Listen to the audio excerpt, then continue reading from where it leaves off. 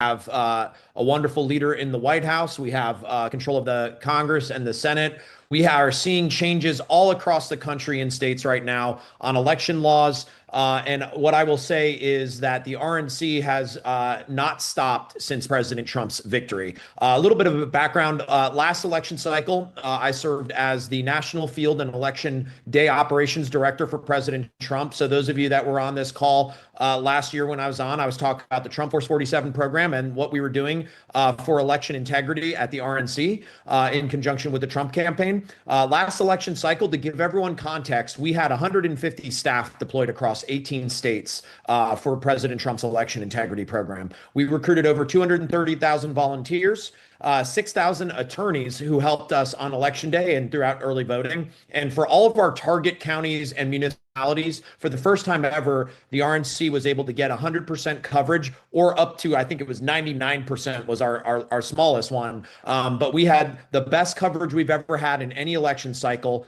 And then we also launched a data department for the very first time that was solely focused on dealing with election data and a number of different issues that would arise for election integrity matters. To give everyone some insight, what that department has done from last election till now, which is something that the RNC is currently looking into, is we identified 6,000 voters who had been registered in different states and had voted twice. There's a lot of numbers that have floated around. This is a very, very conservative number that we're starting at, that we feel most confident in, where we know that we might be able to motivate action in states for them to finally actually look into their voter laws. One of the biggest projects that we have done at the RNC is we've requested that every single state provide us what their protocols are for NVRA list maintenance. So what we're currently looking into is we're asking every single state, when was the last time you looked at how many voters were registered twice? When was the last time that you removed dead voters from your voter rolls? When was the last time you removed someone that actually requested to be removed? And have you actually done that? There's been a couple of problem states that have not done that in as quick of a fashion. And this is something that we're learning. And well, we've always known it, especially when some of your coworkers, ask to be removed from the voter rolls, and it takes up to 4, 5, 6 months to remove them. That's a problem. So these are things that we're looking into, and I would expect at some point this year or early next, everyone will be hearing some noise from us on what this would actually look like. But we're definitely holding a lot of states accountable right now on what their list maintenance practices are. This was an effort that was launched under Chairman Whatley while he was with us, and is being continued on by Chairman Joe Gruters. And let me tell you something about Chairman Joe Gruters. I have worked with him in the state of Florida for many, many years. He's seen recounts. He's seen close elections. He knows everything that needs to be done to make sure that the election integrity operation continues on the aggressive path that it was built on last election cycle. So since last election cycle, some of the other things that the RNC has been up to, we are the only department at the RNC that never shut its doors, never staffed down. We kept a crew on staff while everyone was doing inauguration and transition. We kept a crew in-house that was solely focused on building out what the program would look like for next year. One of the first efforts that we launched into was in Pennsylvania. We built a poll election judge recruitment program. Why is that important? That's important because those folks serve 4-year terms, and they're up for election this year. And so that was something that we did. We recruited 1,500 individuals to serve as election judges, or minority inspectors, or majority inspectors, depending on what their county makeup looks like. That was a first time that the RNC has really dove into this type of effort. We currently have staff that are focusing on all of our target states at the headquarters level. We've deployed staff into Virginia and New Jersey, which I will touch on very shortly. But in addition to that, we've launched another effort that we've done through our state party strategy initiative, for states that are considered the non-targets, so you're very, very safe states. What we're doing is we have a staffer solely dedicated to helping to stand up election integrity operations, and we're doing that through each individual state party at the RNC level. So that's an added resource that, for the first time ever, the RNC is now providing to folks that are in the non-target states. They're equally as important. We have to stand up these programs and educate people. And that is a commitment that the RNC has made to continue to do. Now, on to Virginia and New Jersey, and one of the first really cool things that we've done this election cycle. And I'll give everyone a little bit of historical context. Since 2000, I think it was 17 or 18. Forgive me if the date is off. When the consent decree was lifted at the federal level, that allowed for the RNC to finally participate in election day operations. So really what that means is stand up and build an election integrity program. So since 2020 was the RNC's real true first foray into diving into election integrity. It wasn't called that at that time. It started to get called that in 2022. But when the RNC launched the election integrity operations in 2020, the program was really focused exclusively on just recruiting poll watchers and filing some litigation. Well, since then, the operation has grown to be more expansive, more aggressive. Last election cycle, I believe we filed something to the tune of about 179 lawsuits. That was nearly triple the amount of lawsuits that we had filed than the previous election cycle. So on the litigation front, we're incredibly aggressive. But on the operational front, we've started to deploy in new aspects to the program. Last cycle, we started doing poll worker recruitment. Last cycle, we created a program that the girl that is now running the day-to-day operations for election integrity, her name is Brooke Rennie. She spearheaded building something called the Special Monitor Program. The Special Monitor Program, what that does is that focuses on logic and accuracy or machine testing, and that focuses on the central count and tabulation centers. So the folks that serve in those roles get a much deeper level of training to understand more of the nuance. And so we built a pilot program last cycle, which is now fully deployed into the field. And for the first time ever, I can safely say we learned a lot of really good lessons on how to build a proper poll worker recruitment program, because the journey of tracking a poll worker is very hard. You have to find people and identify them. Then from there, they have to apply at the local municipality or at the county or at the state.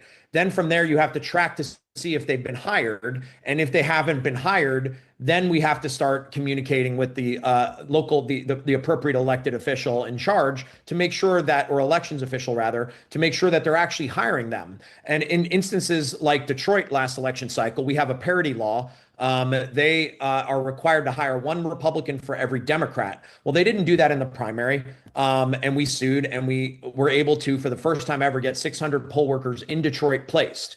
And that was a huge win for us. And that is the exact path that we're going on right now. So in Virginia and New Jersey, we've recruited hundreds of people to serve as poll workers, and we're still doing it. We get updates every single day of new people that have been hired to become poll workers. On the logic and accuracy and machine testing piece, we're working through that process as well. And we've participated in every single target county that has had a logic and accuracy and machine test. And what we've already found are issues that have happened. For example, in Richmond City in Virginia, we found that they had tested one of the spare machines, and they did not have an accurate count. So when you run the ballots through, what you're supposed to see on the protected count and the public count, you're supposed to see a 1-to-1 ballot to vote total match. Well, we found that wasn't the case in Richmond City. Our lawyers intervened, they got involved, and our understanding as of today is that that machine was not going to be deployed into the field for that election. So that's just one of the examples of where we're really punching into the details on to make sure that every single machine that gets deployed out in the field, there's no funny business with those machines. When we do find out about if the counts don't match the number of ballots that have run through, we get our litigation team involved and our lawyers involved, and they do the wonderful magic that they do to make sure that that machine is either fixed or removed and isn't counting ballots improperly. So that's a little bit of insight into where we're at. What I will say is things are tightening up in Virginia, New Jersey. I feel really good about it. It's going to be that one's going to be a tight race as well. I feel incredibly optimistic about both of those states. Definitely, especially New Jersey. Those folks are really doing great work on the ground to turn out the vote. Same in Virginia as well. And I'm very hopeful and optimistic for our chances in both of those states. And what I will say is that should there be time for a recount, just like we were in Pennsylvania last cycle for the great senator from Pennsylvania that we have gotten elected out there, we will be prepared if we need to be ready for a recount. The RNC has an unprecedented number of resources that we've deployed on the ground from the election integrity space to make sure that every legal vote is counted and that every single one of our folks is able to vote when they want to go vote. And the election process is just done correctly and accurately. So that being said, thank you so much, everybody, for allowing me to come on and give an update. Steve, do you have anything you want else from me? Yeah, how people can reach you, and if they want to become poll watchers or poll workers, where do they go? Yeah, so I think the best place for folks to be able to go in order to become a poll watcher, a poll worker, go to protectthevote.com, sign up. Our staff will contact you within 24 hours of signing up. I say that for Virginia and New Jersey. If you want to become a poll watcher in Virginia or New Jersey and you sign up, our staff will be contacting you within 24 hours. And we will do what we can to make sure that you get trained. We will if you want to become a poll worker, we will help navigate the process there with you, assuming that there's no deadlines that have closed, which I don't believe they have, because there still is some availability and needs for people to serve as poll workers. And that's the best way for everybody to get involved. And I really appreciate the time, and thank you so much to all the wonderful patriots that are on this call that just want to see elections done safely, securely, and accurately. Thank you, Steve. Just let you know that we're on the War Room, we're on Facebook, we're on Cloud Hub, we're on Lindell TV, Stern American Rumble, OBBM Network, 120 different podcasters, many radio stations. People are streaming this all over, and they'll be streaming it for the next couple of days also. So thanks for coming on. I know you went away from your meeting, and we certainly appreciate that. It's all good. I love the opportunity to come on, Steve. Thank you very much. This is, I think, my third time jumping on your show, maybe fourth, I don't know. But this is a great show. Thank you, everybody who's a wonderful patriot that's here listening to this show. Thank you, everybody. Have a wonderful day. You got it. So just to let everybody know, last week we did a precinct strategy call with 5.5 million people. If you want to see what's going on, and Raj, I don't know if you can put me on the screen there.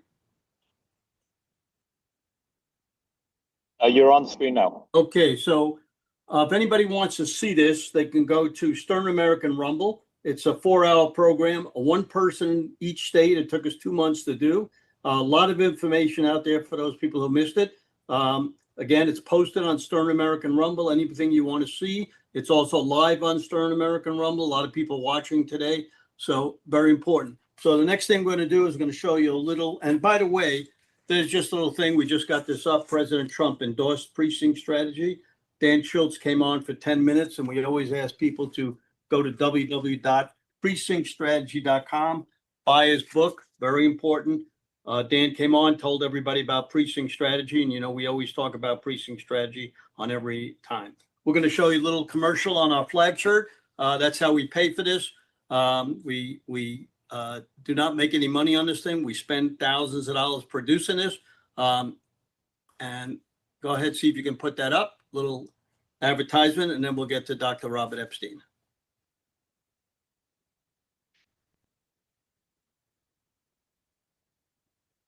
What defines the American spirit? Preserving life, liberty, and pursuing happiness. Caring for the nation we call home and its people. As patriots, it's our duty to drive the entrepreneurial spirit, pushing hard, reaching for success, sharing patriotism.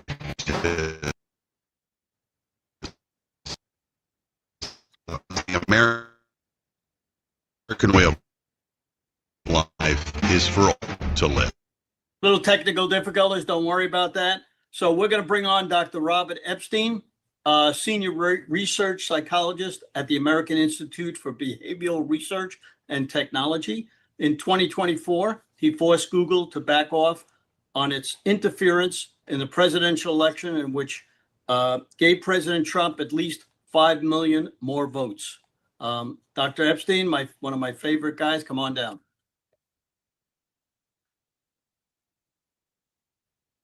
Raj, can you get him on? Dr. Epstein, go ahead and start. You can unmute. Go ahead and unmute Dr. Epstein.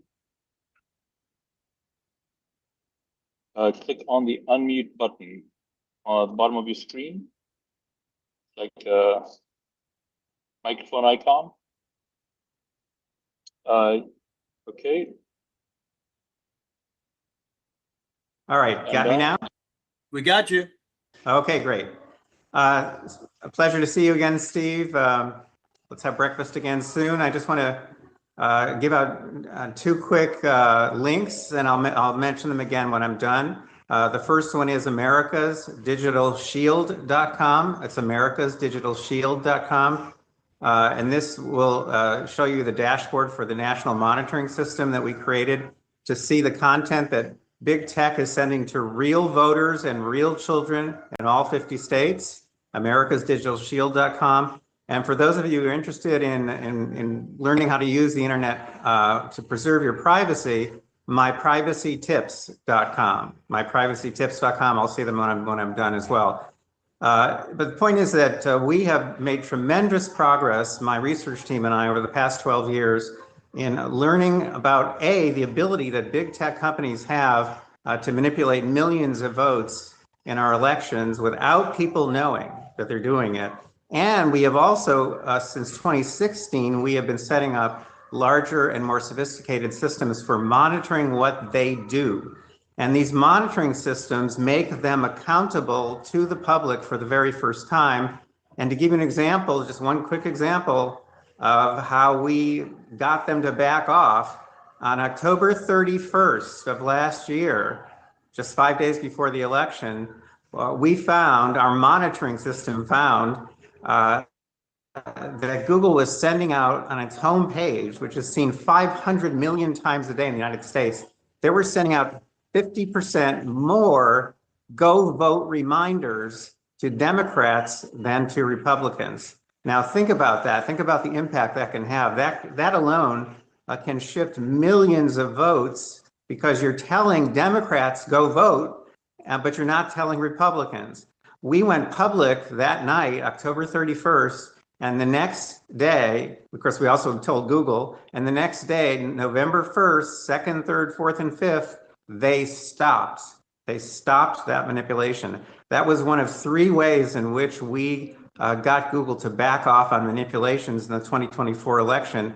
And it's very unlikely that President Trump could have won the election unless we had gotten Google and other big tech companies to back off. That's what America's Digital Shield is all about. So if you go to americasdigitalshield.com, you'll actually see data coming in real time from the computers of more than 17,000 registered voters in all 50 states that we signed up one by one, and that we pay a small amount to, typically $25 a month. And we need people to sponsor our field agents. We cannot take volunteers. We've tried that. When we take volunteers, guess what happens? Google sends us thousands of people. So we cannot take volunteers. We have to actually go to the roles of people who've signed up to vote, and we have to call them up one by one. It's a long process, but we now have more than 17,000 of them, and we're also now monitoring the content that tech companies are sending to many of their children. So we're getting more and more evidence of the indoctrination of our children by Google and other tech companies. So if you go to americasdigitalshield.com, you'll see where you can sponsor a field agent. It's just $25 a month. And we need tens of thousands of Americans, of patriots, to sponsor our field agents, because what they let us do is monitor the content that's coming into their computers. And this is in all 50 states. And so far now we have court admissible data in 22 states. We need to get to all 50 states, and that'll really set up a kind of firewall that these tech companies will take very, very seriously. But we need to expand the system so that we have court admissible data in all 50 states. That's extremely important. The point is, what we're doing is unique. This monitoring system is the first one in the world of its kind, and we've been approached by officials from 8 other countries asking us to help set up monitoring systems in their countries, including Canada, by the way. And I have said no. I have said no to all of them because our system needs to come first. It needs to be fully built out.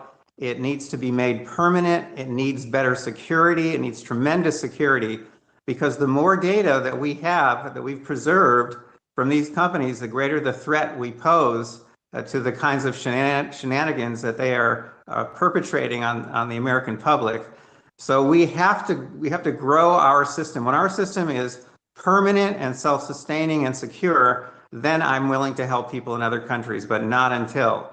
So we need your help to make this happen. Again, please go to americasdigitalshield.com. And the first thing you're going to see there at the top of the page is a big number that keeps getting bigger. And that is the number of what Google calls ephemeral experiences that they use to manipulate people. 2018, there was a leak from Google to the Wall Street Journal of Google employees discussing how can we use ephemeral experiences, that's their term, that's not my term, that's their term, to change people's views about Trump's travel ban.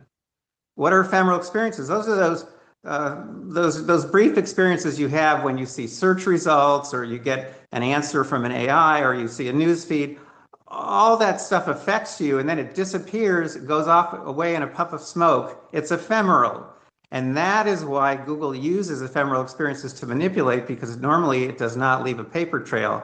But our monitoring system grabs that content off the computers of all of our field agents in all 50 states. It grabs the ephemeral content and it preserves it, and we analyze it in real time. And that's what you're seeing on that page, americasdigitalshield.com. You're seeing that we have now preserved more than 127 million of these experiences, analyzing them. And if you scroll down farther on the page, you will see the extreme political bias in content that is coming from Google Search, YouTube, and other platforms. And that bias in the content shifts the votes, not of you perhaps, but it shifts the votes of people who are undecided, people who are vulnerable. And Google knows exactly who those people are, and they go after them with this biased content, and they shift their thinking and they shift their voting preferences. And we've shown this in controlled experiments that we've published in top peer-reviewed journals. So the science behind what we do is absolutely rock solid.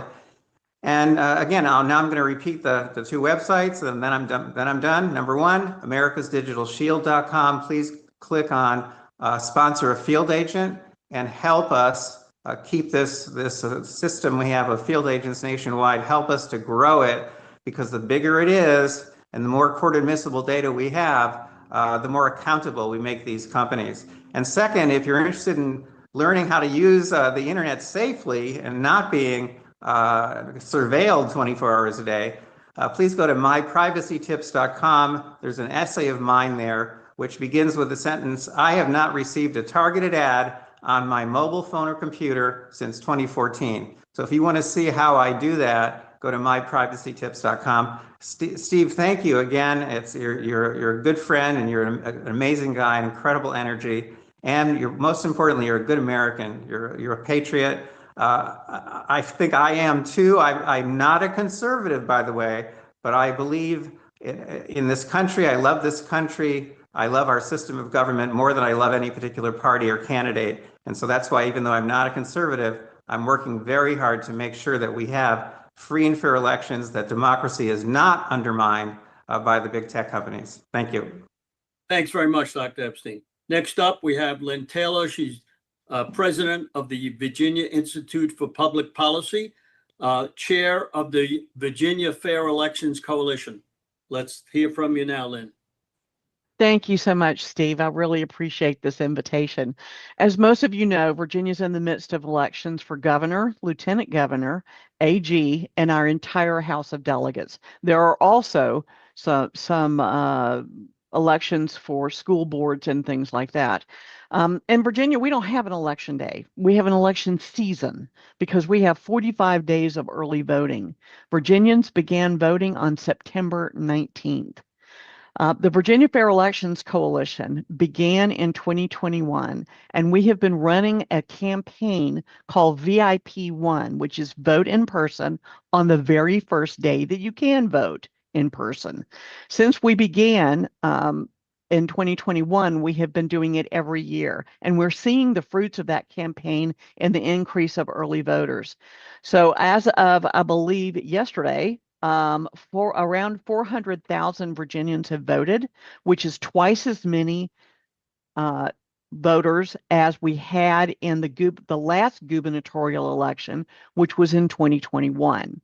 What we don't know is what effect the Charlie Kirk assassination, Jay Jones, who is, y'all have all heard about him, he's the Democrat candidate for AG, and his horrible comments on violence toward Republican office holders that everyone has seen in the news, or the closing of the federal government will have on the election. Now, the shutdown can have major effects not only on the federal workers who have been furloughed, because many of them actually live in Virginia, but it can also have an effect on Virginia families, particularly in Northern Virginia, because those workers who've been furloughed may be reducing their spending in the community. And of course, all of this could have a definite impact on the election.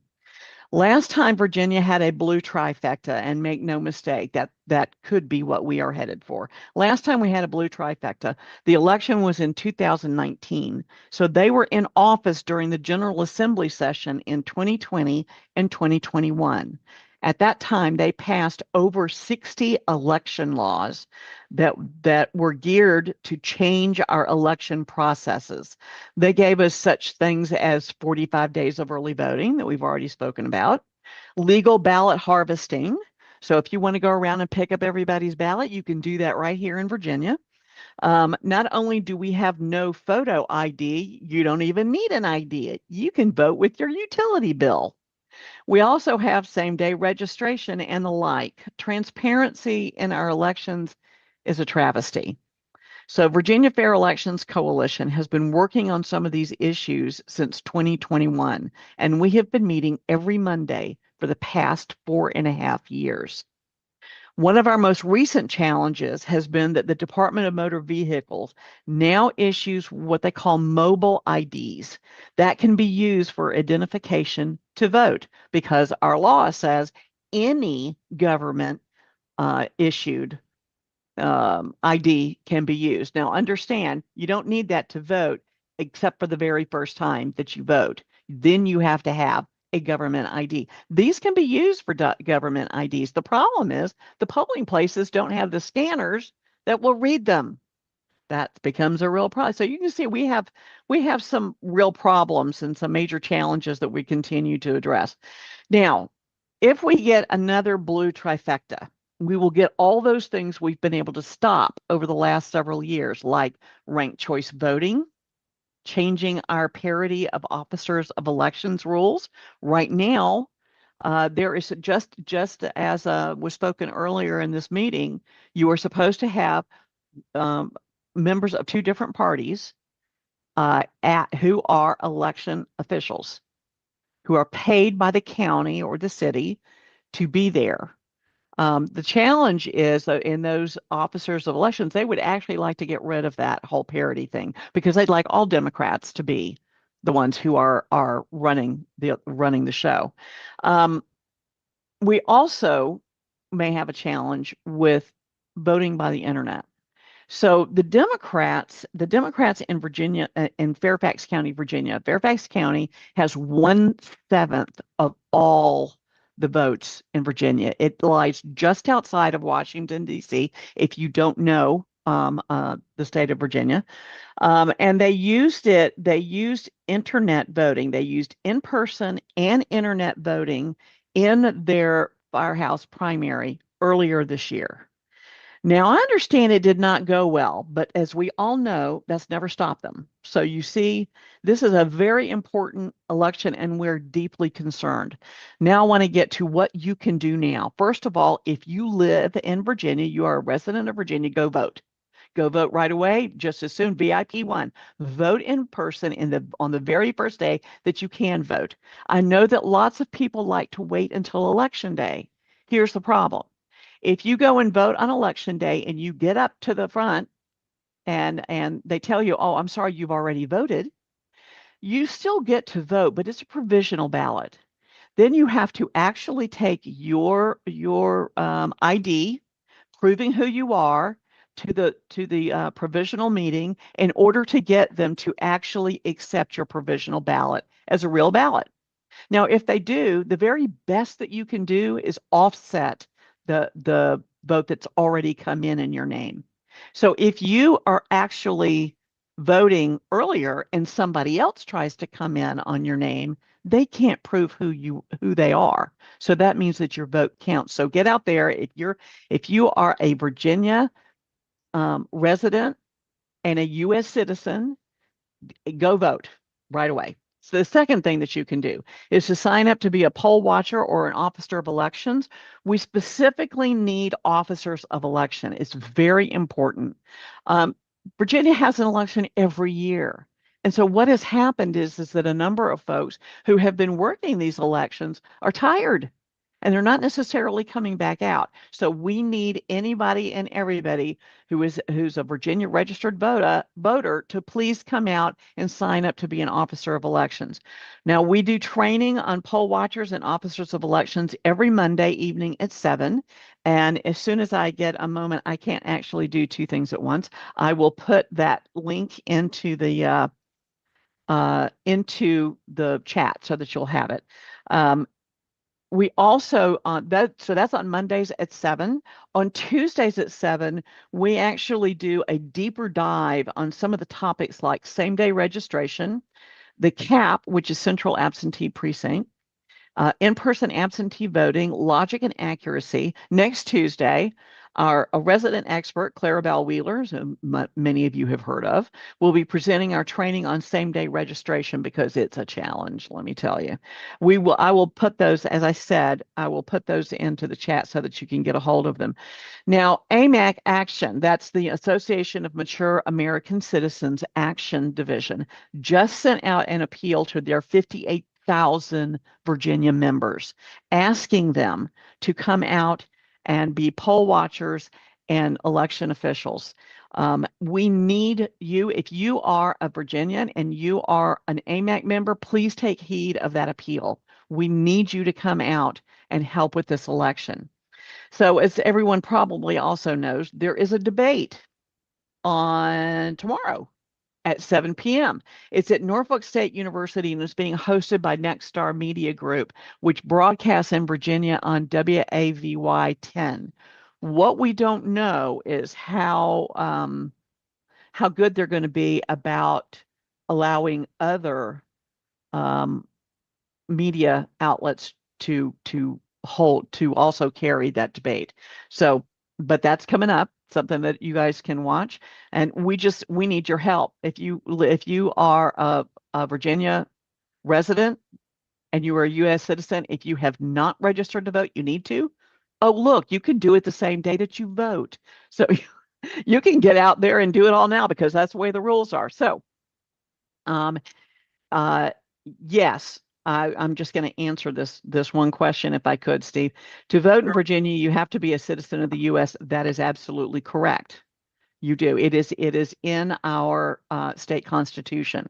The challenge, of course, is people pay attention to the state constitution. So thank you very much, Steve. I really appreciate your time. Could you explain to the audience here what officer of elections means and what they do? Yes, they actually work in the polling place. They work for the county or city. We have 134 counties and independent cities in Virginia. And you actually have to be hired by the election office in that county. in order to be an election official. Now, they require that they have their own training. We have better training. A little extra training is not going to hurt you.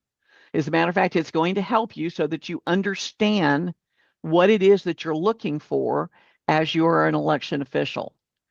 Then they have these election officials are working right now all the way up and through election day and even beyond, because they are needed in such places as CAP, our central processing, and also the understanding that when mail-in ballots come in, they have until the Friday after election day to come in.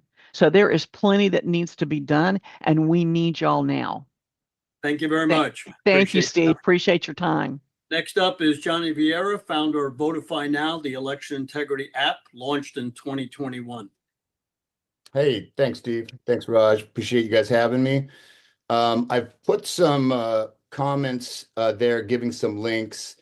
But for anybody who hasn't heard of it yet, Votify Now is the I'd like to say the premier election integrity app. We've got many others claiming they've got an app. This took us years to build. We launched in 2020, the end of 2020. So we've been live pretty much since early 2021. Of course, if anybody that knows technology, we had to work the kinks out during 2021. We were live for the 2022 midterms. We were very effective. In fact, our data evidence was used in Kari Lake's lawsuit. We were brought on by Abe Hamadad's team, the Attorney General, pretty much a lot of the shenanigans that happened in Arizona. But the app was collecting data across the country. And let me give out a couple links, the technical stuff, and then I'll just spend a few minutes talking about what the app does. So at votifynow.org, you can learn all about the app. You can, I suggest, and I encourage everybody to please go to votifynow.org and then watch the 2-minute explainer video, and you will absolutely know everything about the app. And you will see, rather than me trying to explain it right now, votifynow.org, you watch a simple explainer video, and that will tell you the functionality of how the app is so effective, what it does. I can't do that explainer video justice in the few minutes that Steve and Raj have given me.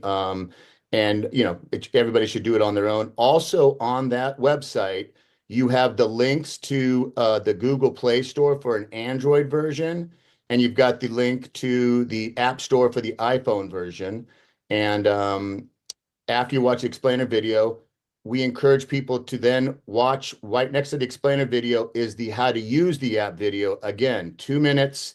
It'll show you exactly screenshots of the video, what to click. In a nutshell, we want poll watchers and regular voters. We want everybody to have the app on standby, ready to go. The basic functionality is you open the app, you choose the election integrity issues. It'll ask you to click what type of issue you're seeing. If you don't know really what you're seeing, you could just hit miscellaneous. Instantly, a box comes open to say what, it'll ask you what you're seeing. It'll allow you to take a photo or a video or upload a document. It'll then ask you to hit a button. One button automatically geo-locates where you're at, gives it a timestamp. You hit submit, and all that information comes into our secure database, which we then store. We keep chain of custody, and then we get that to the attorneys and different people around the country that we work with so that all this data evidence is preserved. That's one functionality that we use for the candidates and their teams. They get that tranche of data that they could use in case there's anything going wrong. They've got instant access to video, photos, any description. They've got instant access to all this data at their fingertips to be then turned into jurats or affidavits if they're contesting anything in their election. We were highly used in the 2022. I will tell you guys, funny enough, for the 2024 election, we were ready to go. The app has been running like a well-oiled machine for years by the time 2024 came along. And thank God Trump won in such a landslide, there was no use for our evidence to be used like there was in the 2022. Now, I can guarantee you in these 2026 midterms, there's going to be all kinds of stuff going on, and we're definitely focusing on Virginia. We're focusing on probably about 15 key states, California as well. Anything where there's important races, we're focusing on it. But let me quickly go back to the functionality. I gave you guys the functionality for candidates and their teams.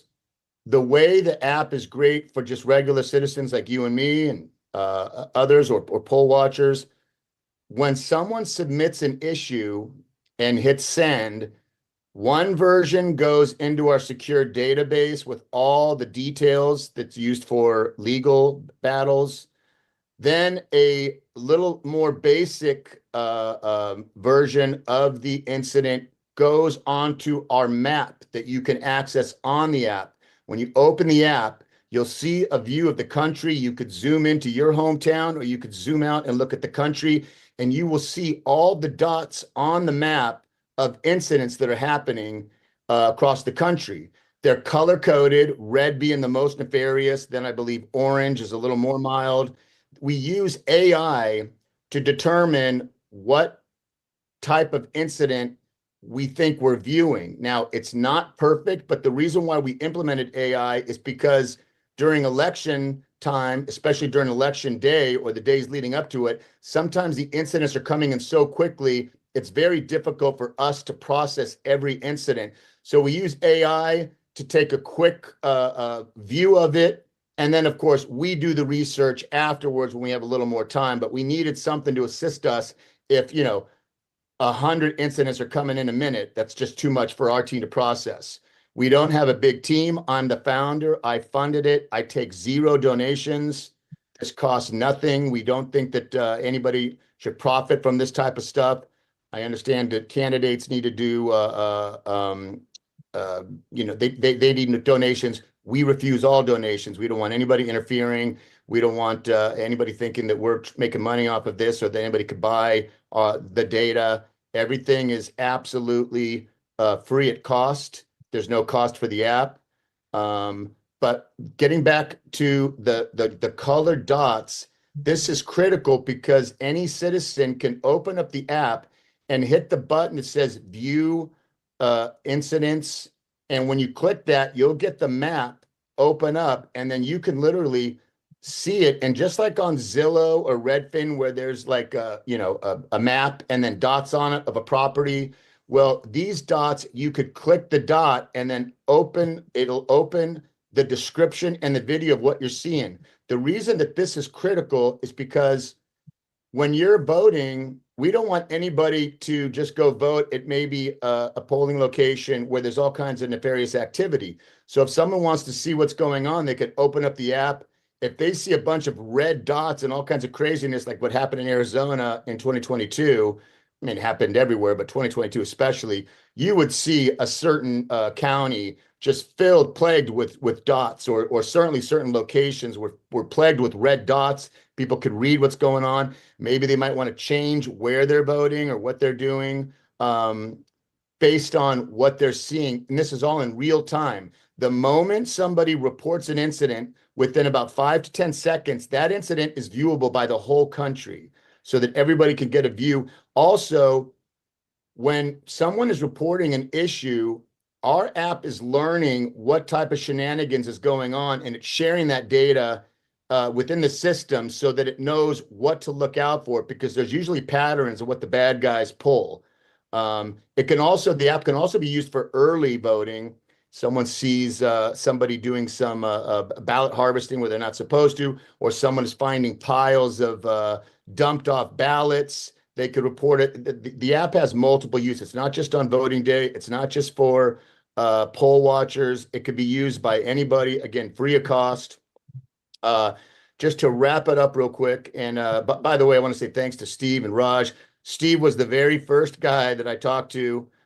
He is such a patriot. And he was the very first guy I talked to when I launched. I was in Florida at the time. He's in Florida. And Steve made a lot of things happen. And I do owe him a lot of gratitude for that. So thank you, Steve. Steak dinner. We've always talked about I owe him a steak dinner, and now I think it's up to like 50 steak dinners at this point. But the other thing I'll encourage, in case anybody wonders if what I'm saying is accurate, please go to votifynow.org. After you watch that explainer video, go to the news and press button at the top of the website. It's one of the menus. You could read that we've been interviewed by just all the, Newsmax, John Solomon's Just the News. We've been interviewed by all the vetted press organizations that report accurately. So obviously, the app is the real deal, or certainly we wouldn't get interviewed by so many reputable agencies and journalists. And I think that's pretty much it, unless anybody's got. Now we got to move on. Thanks very much, Johnny. No Appreciate problem. it. Thanks, everybody. Votifynow.org and then download the app. Thanks, Steve. Appreciate it. All right. Our next guy was introduced to me by Steve Gillen.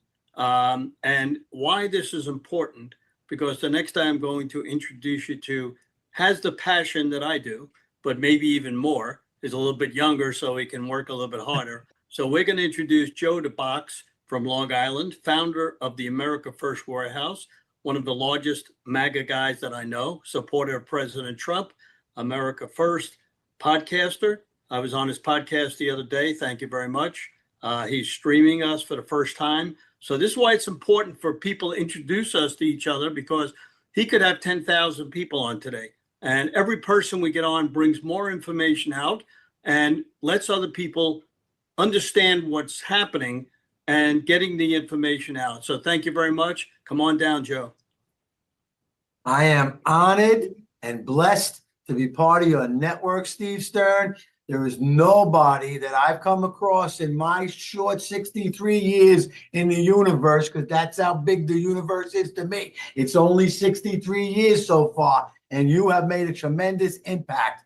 I appreciate what you're doing, and you are my example, because exactly what you're doing, my job, the divine inspiration by my Lord Jesus Christ, is to be the truth, tell the truth, the whole truth, and nothing but the truth, exactly the way it was signed by Rudy Giuliani, my good friend, who is behind us in everything we're doing with voter integrity and everything that you're doing, Steve Stern, and these great people around you.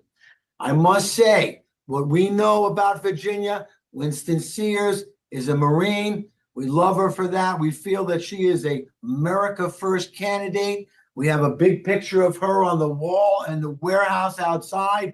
I almost want to bring it in. We support all of the America First candidates.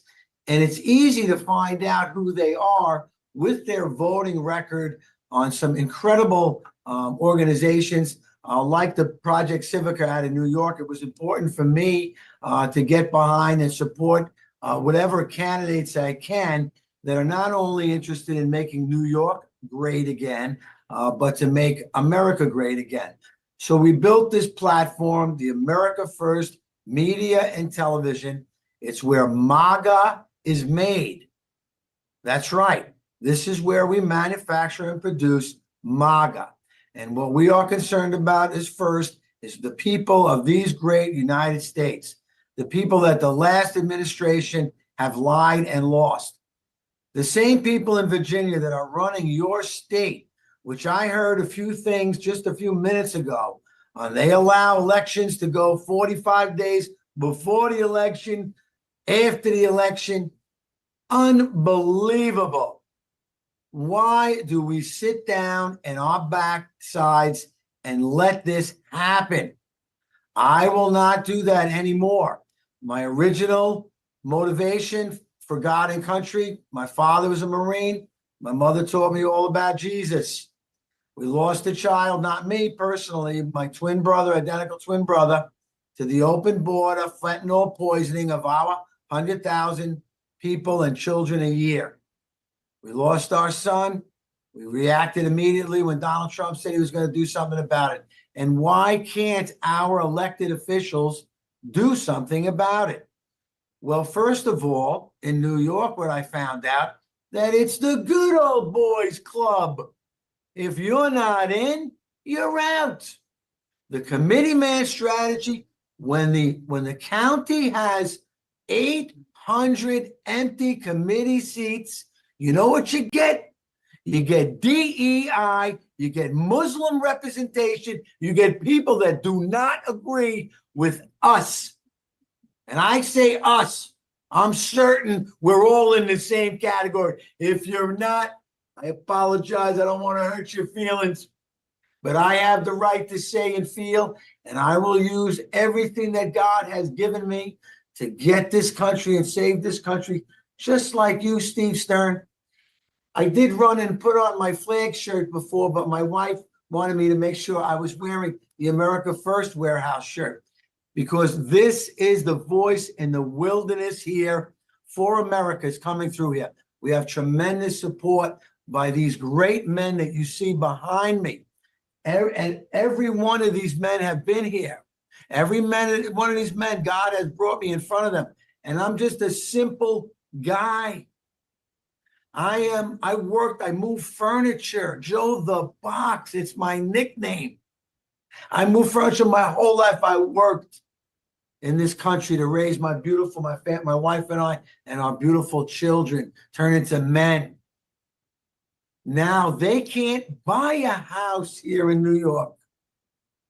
They got to go to Virginia or south. I don't know what to say, Steve Stern, but you are starting something that's very important. And my platform, whether it's 10,000 or 100,000, will continue to share the work that you're doing and the great people that are here in this. I encourage you. I will put anything on my media, America First. It's www.theamericafirstwarehouse.com, the voice in the wilderness, and it's where MAGA is made. Amen. Here's my sermon. Let's get Virginia, Winston Sears. Tell us a little about your warehouse and what you do, because a lot of people don't see it. Maybe you got a picture of it or something where you can show everybody. I don't know if I can do any of that. Let me see. I got this new camera they just put on before I sat down a couple minutes ago. Well, that goes outside to the warehouse. We're doing a podcast right now with Steve Levy. He's was a local Suffolk County executive, and he talks about the businesses on Long Island, how to deal with the tariffs or the changes that are going on. Every podcast we do shows. We have comedy with that show tonight. Mike Loftus and his organization come in here. It's a live Saturday night. It's a Saturday Night Live, but we're funny. That's how we see it. You don't have to watch it. You can go watch Jimmy Kimmel. We're all right with that. We partner with Real America Voice Friday night, live from Studio 6B, one of their television shows. Go out to $35 million. So 35 million viewers.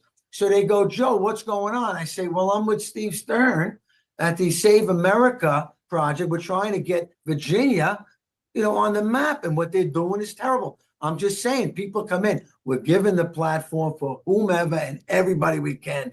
We all feel the same way. Otherwise, we'd be working, making money, going feeding the poor. We'd be doing great things. But we have to save the country, every one of us. So, the America First is media and television. That's what we're building. It's not there yet, but it's very close. And the news division is going to be Rudy Giuliani. He told me himself. How do people reach you, Joe? www. You got to put that in because you won't find me without it. The America First Warehouse. TheAmericaFirstWarehouse.com. One word. Thank you for the opportunity. Steve, it's not me. It's not you. It's not the money that we work so hard to make. It's the American people that are getting lost and gobbled up by the global elitists that live in Virginia. Thank you very much. Next up, we got Harry Hurry, chairman of United, the number 4 Freedom. Harry, you on there? I'm here. Can you hear me? We can, very well. Thank you, Steve and Raj, for having us on again. For those that don't know the name transition, we used to be called United Sovereign Americans, but there's such ambiguity about the word sovereign these days because of political misuse and arguments about the term. We went ahead and changed it to Unite for Freedom. But the fact is that we are, focused, as we always have been, on a broad countrywide effort. We now are hovering around 32 state chapters. We have thousands of volunteers. And really because of kind of representing or showing my background as a cyber forensic investigator, we've focused on tremendous data analytics. We've got a great data analytics team. We've got almost 100 data analysts that are, many with 10, 20, 30 years of experience. And of course, some cyber forensic investigators can be found as well. But the fact is that we knew from the very beginning in 2020, when I'm sitting in Arlington trying to figure out what happened to the 2020 election with hundreds of other volunteers that came into town for that we didn't really have a program for analytics that looked at artifacts or indicators. And we heard some great things about how to aggregate the indicators from the field, but you can also see all of this in the data itself, because whatever they're doing, whenever they're doing it, they leave artifacts. It's very hard to change things and have all of the crossfoot of the rows in the table and the columns in the table to agree with each other. It's very hard to zero it out. We see indications of this starting in 2020, continuing 2022, a little bit less in 2024, but we have a system integrity problem. I like to talk about this all the time, is that it's not just the machines. The machines are bad, no question. We shouldn't be using them, but it's, in addition, it's the voter registration rolls. It's the way that the tabulation results are aggregated. And then because of the work we were doing at Unite for Freedom, we start seeing in 2022 significant behind the scenes manipulations of the actual vote. And the reason we can do this is in some states we have very high resolution on the back end data, the recording of the voter histories. There's millions and millions of unexplained edits going on. And there will be a report being released on this more broadly soon. But right now, what we've been focusing on is, do the state officials actually know? Do they actually know who is voting out there? And the numbers are staggeringly bad. We call them the phantom voter report. These are individuals with bad voter registrations. There's individuals that can't be found. The fact is that we even have a very large number of votes where we have votes but no recorded voters. So there's millions. I mean, people don't understand this. The vote-to-voter discrepancy, as we've traditionally called it, but now we're calling it the missing records problem. We seem to somehow get all sorts of votes into the system that don't have any recorded voter associated with them. Some of you may be familiar with the Orange County, California report that we helped Joe Hoft with, and we found a very, very high error rate in the registrations. And it's not just registrations. People ask this question all the time. The problem is a lot of those with registrations that don't meet the law are voting, but no one's doing anything about it. So we're trying to push this issue of how bad the situation is with the voter rolls out to everyone. We just released earlier this week a identity verification study in West Palm Beach, the home base of the president. And what we found there is shocking, actually. We've got an error rate in the system that exceeds 12%. And these are people, again, where we can't find the voter. The voter's registration is not a valid registration, or there's a vote-to-voter discrepancy. We have these reports in 2022. We have them in 2024, and we have some of the first ones from 2020 retrospectively. But what I want to emphasize, and we've heard it a little bit already today, this is an all of battlescape kind of engagement. If we don't do everything we can in 2026, it'll be a terrible, terrible error. We have to look at the voter rolls. We have to look at the machines. We've got to look at, the way that the aggregate vote is being brought together. We've got to look at whether or not anything that's being used is certifiable to begin with. And one of the things that we've been working with other groups on for some time is the fact that the existing results are not auditable. The Dairy Queen down the street has to have auditable books for the IRS, but for some reason, the most important thing we do as a country, which is to elect our representatives, is not auditable.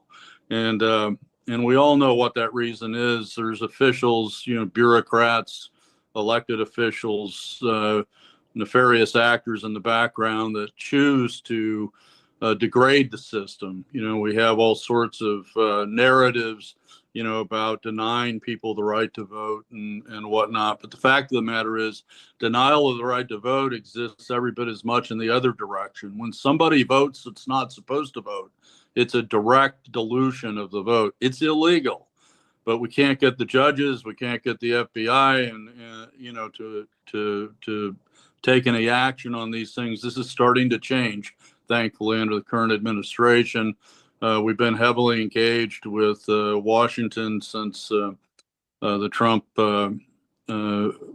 wave came into town, and we continue to help them however we can. We're engaged with multiple U.S. attorneys now. We have FBI agents for the first time that are legitimately, in years, legitimately looking at the scale of the problem that exists. Now, people ask me also about, what this evidence shows. This evidence shows that the officials do not know who's voting, which is a statutory requirement, just to be clear. It's been election fraud by definition for years. When you give a ballot to somebody you don't know who they are, which under the U.S. Constitution is an eligible U.S. citizen, they're committing election fraud. And so the fact of the matter is we're providing this data to prosecutorial resources across the country. We have a lot of problems, though, which hopefully will be getting better over the next year and a half. But the fact of the matter is, as everybody sees, whether you're talking about firing miscreant federal workers or enforcing border rules in terms of who's immigrating or enforcing election laws, we have a lot of judges themselves that are involved in this nonsense. So we're really looking at three basic engagements for the next period of time until the 2026 election. We are looking at broad and scaled activism, engagement of citizens, engagement of government officials at state, local, and federal level, and actually a broad program to engage the judicial system. We've also started a new program across our environment. We want to help any of the other patriot groups that need help. We have qualified data analysts. We've got computer programmers. We don't have an infinite amount of capacity, but we do have hundreds of them. So if there's a program out there that needs some help, even if it's just peer review of your results, we're not out to take credit for other people's work. We're out to help strengthen the quality of the data that's being talked about and start forcing on the statement that we started, which is we need to have real voters. We need to have real votes. Real counts and proof. This is the one we've added to the original trifecta, which is, if we can't audit elections, we don't know who won an election. So it's as simple as that. And when you see the amount of behind the scenes backdoor manipulation of voter histories that is going to come out shortly, it's going to blow your socks off. But the fact is, I want to. Go ahead. 1 minute. I've been watching my clock here. I was just getting ready to thank you again, Steve, for having us on, and Raj, as always. How do they reach you, Harry? Behind the scenes, and we'd like, our website is unite4freedom.com. We need your resources. We need your time. We're hoping to have 100,000 people volunteering by the end of, this election cycle. So we're trying to put a citizen army out there, as well as data analysts and legal scholars and everything else. I know Greg Stenstrom's coming up. Greg and I and David Clements and I and Peter Berninger, I want to shout out to those three particularly, have done a tremendous amount of work about machines and about how to file lawsuits and get these things stopped. And we're going to start embracing those approaches as well. So thanks again, Steve, and You got it. keep the good work up. And we all need faith in this fight. Talk to you Thanks soon. very much. So we want to thank Dan and Hala Sperliglio in Ohio now, Voice of the People. They get probably one of the most diverse audiences in maybe 30 countries around the world. So thank you, Dan. I know you got a new job and it's tough for you to do everything, but we appreciate everything you're doing. Now coming up is one of the most important people on the program today, Apollo Pappas. He's the producer and the host for Tina Peters' show. He will talk about, which is Truth Matters. He will talk about everything he's heard and done with Tina. He works for Tina full time now. And she called me from prison last week and asked people to go to tinapeters.us. That's tinapeters.us. Would appreciate any donation. You know, I support her 1,000,000%. And every day we're on the phone with somebody trying to help her get out of jail. So can you bring him down? Is he up, Apollo? Yeah, can you hear Go me? ahead, Apollo. Yes, go ahead. Yeah, well, Hear Steve, you and I see want to you. thank you for having me on, and Raj. And I'm certainly not the most important person on this call. The only person I'll say is collectively the American people, because it's their voice that have been stolen. And I am simply here as a representative for Tina Peters today. I know Harry was just going through a lot of information, and I saw some comments about using the EMS and a lot of things. And I know there's probably many of you who are familiar to some degree with Tina's story. But the place that we're in now in this country is still very dire in a lot of ways. And not just in terms of elections, because Tina Peters was in fact prosecuted with many trumped-up charges by the government here in Colorado, the Secretary of State, the Attorney Generals. These are people who were working behind the scenes on record with Dominion voting systems, including those some individuals who were working in the clerk's office with Tina Peters. So even before the 2020 election, which is where Tina's story really starts for a lot of the media with the so-called trusted build, which was very simply when the Secretary of State came in to wipe a great deal of election records, completely destroy all the evidence on the Mesa County machines. And Tina Peters, because she had been speaking with individuals who did know what was going on and all the signs that we had seen collectively from around the nation as to the issues with these machines and very clear signs of fraud, she made a backup. Now, her charges include identity theft and violation of duty in X and Y and Z, and they're all completely invented by the Secretary of State and the government here in Colorado in order to persecute her, because she is the only county in Colorado that actually maintained an image of the Mesa County EMS before and after. She has the only surviving, at least on record publicly, image of the Mesa County machines of a system before they performed the trusted build in Colorado. And what that has done is provided forensic evidence, some of which you can find on her website, tinapeters.us. Some of it has been articulated very well in the Mesa County reports and elsewhere. But it shows very clearly there's database manipulations, vulnerabilities, uncertified applications on these machines. And Tina Peters has now been in prison on charges that the media makes entirely about elections, but her trial was completely a sham. She was denied a defense. She was put absolutely through the ringer. She had almost 100 motions denied before they were even able to get to her trial, presenting evidence that would allow her to mount a defense to her actions, which she did lawfully. She preserved records that were required to be preserved under federal law by 22 months. I believe it's 25 months under Colorado law. The Secretary of State wiped those records, and Tina Peters is the one who is now sitting in prison multiple witnesses within her trial that were called for her prosecution all said in their own testimony that she acted within her authority and that the actions that Tina Peters took, the communications that she made, did not influence their decisions to do anything as regarding the backups and any of the things that were used to villainize Tina Peters. Their own testimony and the witnesses called for the prosecution vindicate Tina. And one of the key witnesses, Gerald Wood, was caught perjuring himself on the stand, speaking about supposedly the fact that he was unknowingly having his identity stolen.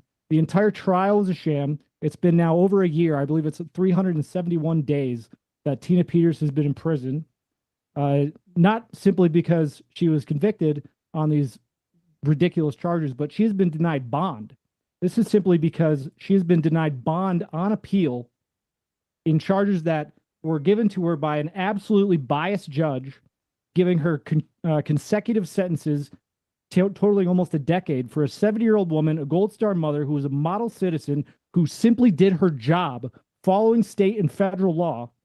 And she is still in prison being denied appeal. Why? Because in the judge's own words, she is a danger because of her speech. She is a danger to society because the things that she said undermine the confidence that the American people have in their elections and in their rule of government.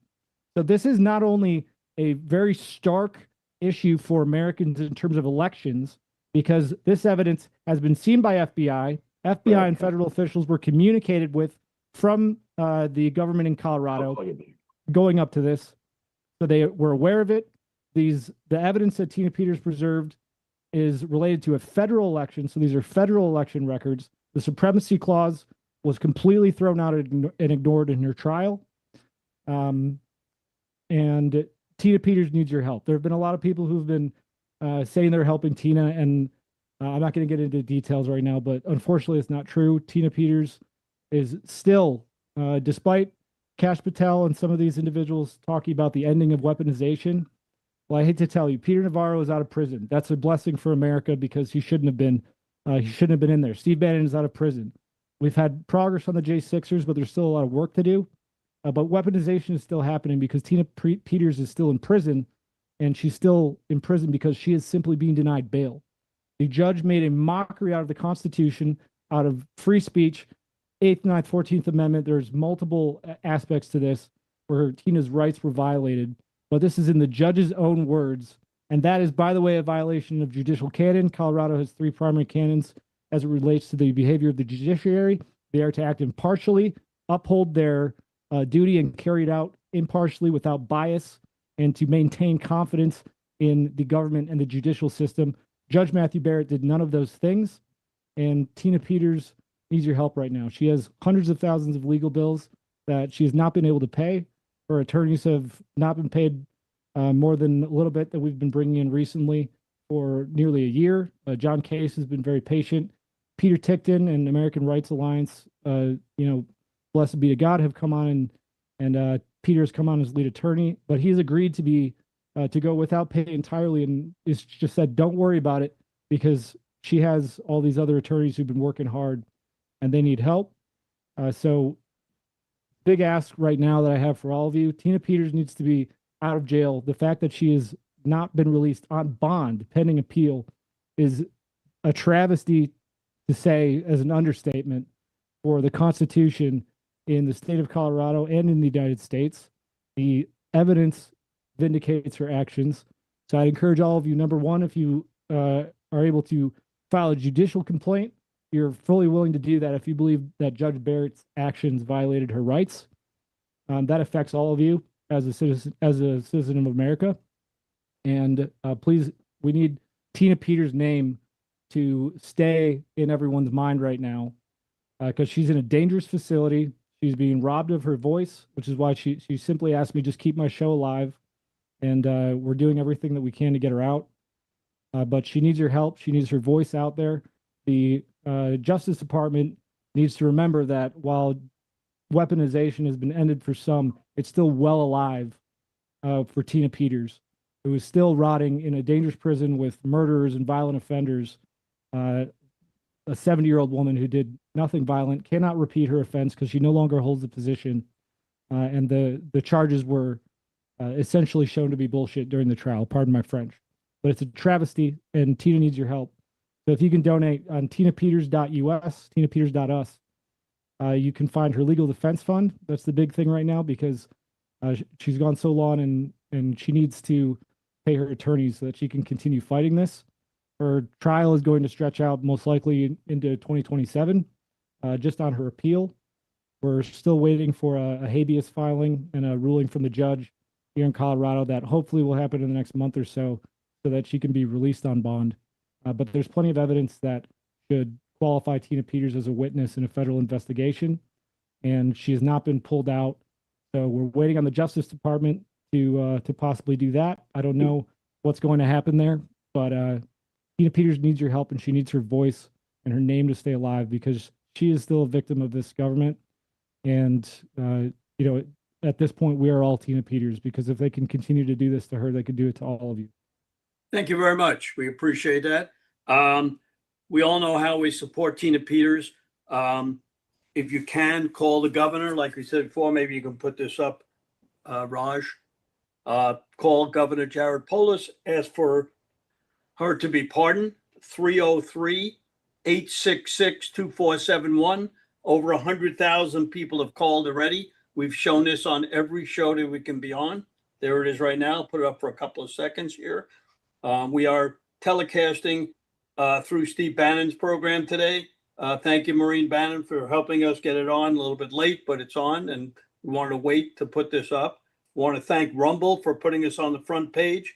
Sam Anthony, YourNews.com, Bright T on TV through Ohio Brett, Melissa Red Pill, among others who are streaming us today. We'll try to get as many people that we can talk about as we have time. Next up, one of my favorite. And Steve, right before Gary comes back on, Apollo, thank you for that. So if there are people that want to get you on their podcast, or the people that want to get you to share what you just shared here on other news sources, how do they get in touch with you, Apollo? You can email me at Apollo, APOLLO, at thetruthmatters.us. And you mentioned a judicial complaint. How do people do that? You do it through the state website. If you all go to tinapeters.us, and if you're following Tina or myself, I'll make sure I post it again on X and on Tina's social, so you can find that. And I just want to real quick thank you, Steve, for putting up Polis's number. The reason that's important is that they are state charges, so Trump cannot pardon her, but Governor Polis can. So thank you for that. Of course, anything we do to help. Okay, we're going to bring on Gary Myers, who's the CEO of the Myers Report, a think tank founded in 1982. I'll let him explain all the rest of the stuff. I know he gave me some other stuff to say, but I think he's better saying it than I am. So come on down, Gary. Thank you, Steve. Boy, Tina Peters is our version of Tommy Robinson. She should not be in prison at all. As Steve started to say, and thank you, Steve, for everything that you're doing. You are a true patriot, and we got to keep the word getting out. I think our country, obviously, we are at a cusp. I think we're going to win. But that being said, we got to keep on fighting and not accept, what the risk is. The risk is there.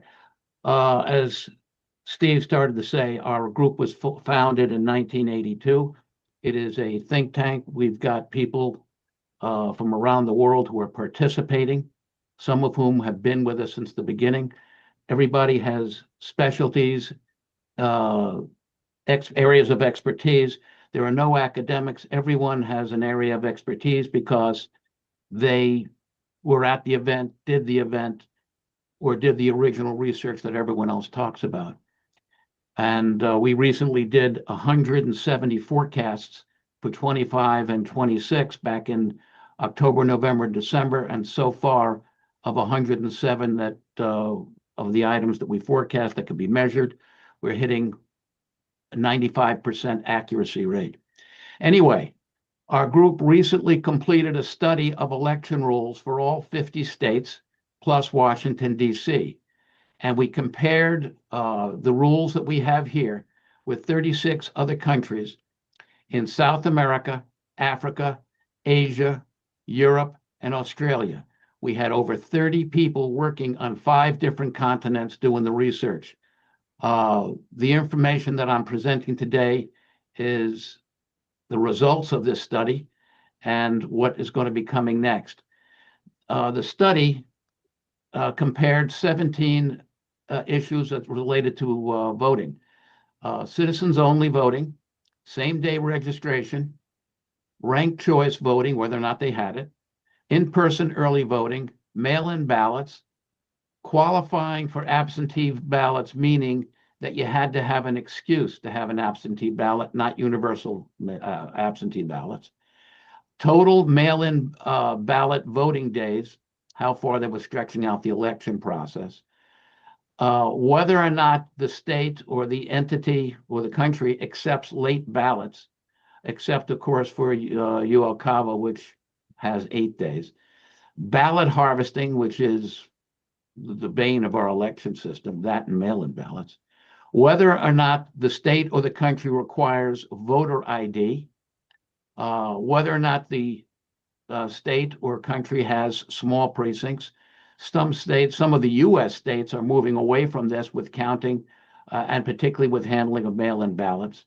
Whether or not the entity uses paper ballots, whether or not they mark their fingers so that people can only vote on a single day and they can only vote once, whether or not they are counting the ballots using manual and optical scanners versus touch screens, whether or not they have routine audits, whether or not they get quick results, and whether or not the consumers or residents or citizens have ready access to voter rolls. Steve, can I do a share?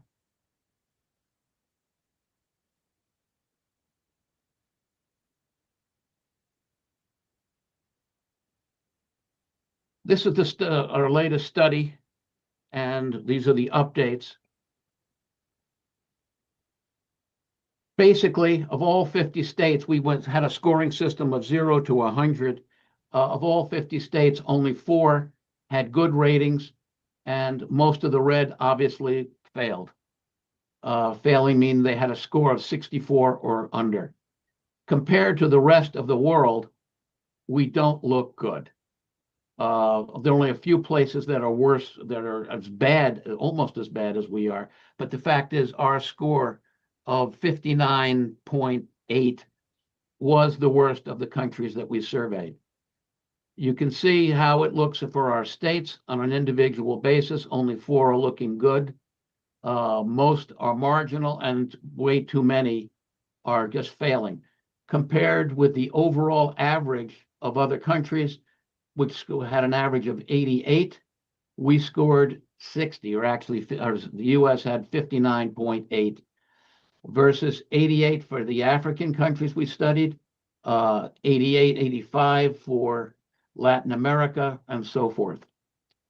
Compared, you can see the individual countries, and we were, as I said, 59.8, which rounds to 60. Germany and Australia were just about as bad as we were. And here it is by individual country. Now, basically, citizens-only voting. 75% of the countries surveyed require only citizens voting. However, 14% have residency requirements so that if you've been a legal resident of that country, you can still have access to vote.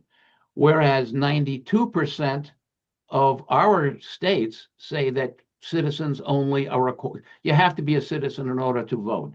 However, there's a lie to that, or a deception, or a deceit, in that only New Hampshire has real proof of citizenship, and 3 other states have sort of have proof of citizenship, but have loopholes. So this 92% is highly deceptive. Again, what we are talking about here are the rules, as opposed to what actually happens. That's going to be coming in our next study. Same-day registration. 97% of the countries we studied do not have same-day registration, versus 55%. Only 55% of our states do not allow same-day registration. 94% of the countries studied do not allow mail-in ballots versus only 27% of our states. The 2005 Carter-Baker Commission, which with Jimmy Carter, and I guess it was James Baker or Howard Baker, I always get the two of them confused, which was commissioned reporting on what it takes to secure our election system, said that the number one issue or threat to our voting system are mail-in ballots. The next is lack of voter ID. Again, 73% of our states have mail-in ballots. 6% of other countries we studied allow mail-in ballots. And where they do allow mail-in ballots, they are really absentee ballots that you have to have an excuse for. They're highly qualified. This is the most ridiculous thing. 97% of the countries studied do not accept late ballots. I cannot understand why anybody would. But about a third of our states will accept late ballots, which is incredibly stupid. Then, of course, ballot harvesting. No other country allows ballot harvesting, yet we allow it. We prohibit ballot harvesting in only 45% of our states, which is absurd. Requires ID for voting. Why would you not? 92% have of the other countries have solid voter ID issues. 29% of our states really don't. They have the honor system. The fact is, whenever you use the honor system, either for voting or for voter registration, we're the only country that does it. Foreign observers that have come into our country think it's absolutely absurd that we do this. Again, here is the ranking of our scoring system, how we did it. The total was 110. Our next survey is going to be on who actually follows the rules. Now, when setting up the rules, we did use countries, we did use China, Russia, and even North Korea, all of whom scored better than the United States. It's not that we think that they have fair elections, but they want to appear as fair.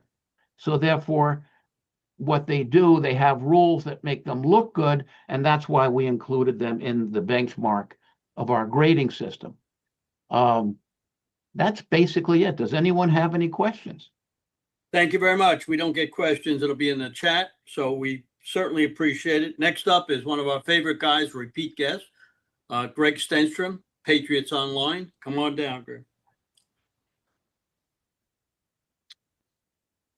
Go ahead. There we go. Go ahead, Greg.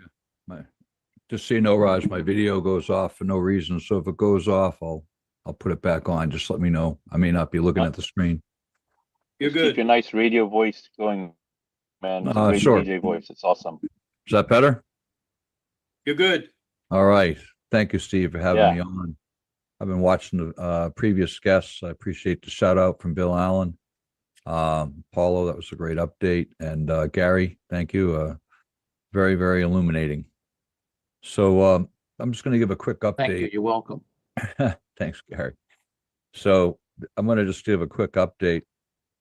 You know, people, there's been people on this podcast and other people that outside of the podcast that sometimes criticize litigation as something that's an effective tool against stopping election fraud or stopping fraud in general. And I have a few examples today of litigation that has worked and it's continuing to work. And it's an effective tool, especially for pro se litigants. So I'll be talking a little bit about that in a little while. But what do I have, about 8 minutes here today? Yeah, about 8. Okay. I got my timer, my clock going, so I'll keep an eye on it, Steve. Give me a 1 minute countdown. So the first thing I wanted to let everybody know is that like most elections for the past 5 years, we file litigation just about every election regarding the election machines not having authorized code. In Pennsylvania, the Secretary of the Commonwealth, which would be the equivalent of the Secretary of State in most states, has admitted twice in court that not a single machine in Pennsylvania is certified. This is a violation of federal code 52 USC. It's also a violation of Pennsylvania code as well. Any machine used in an election that is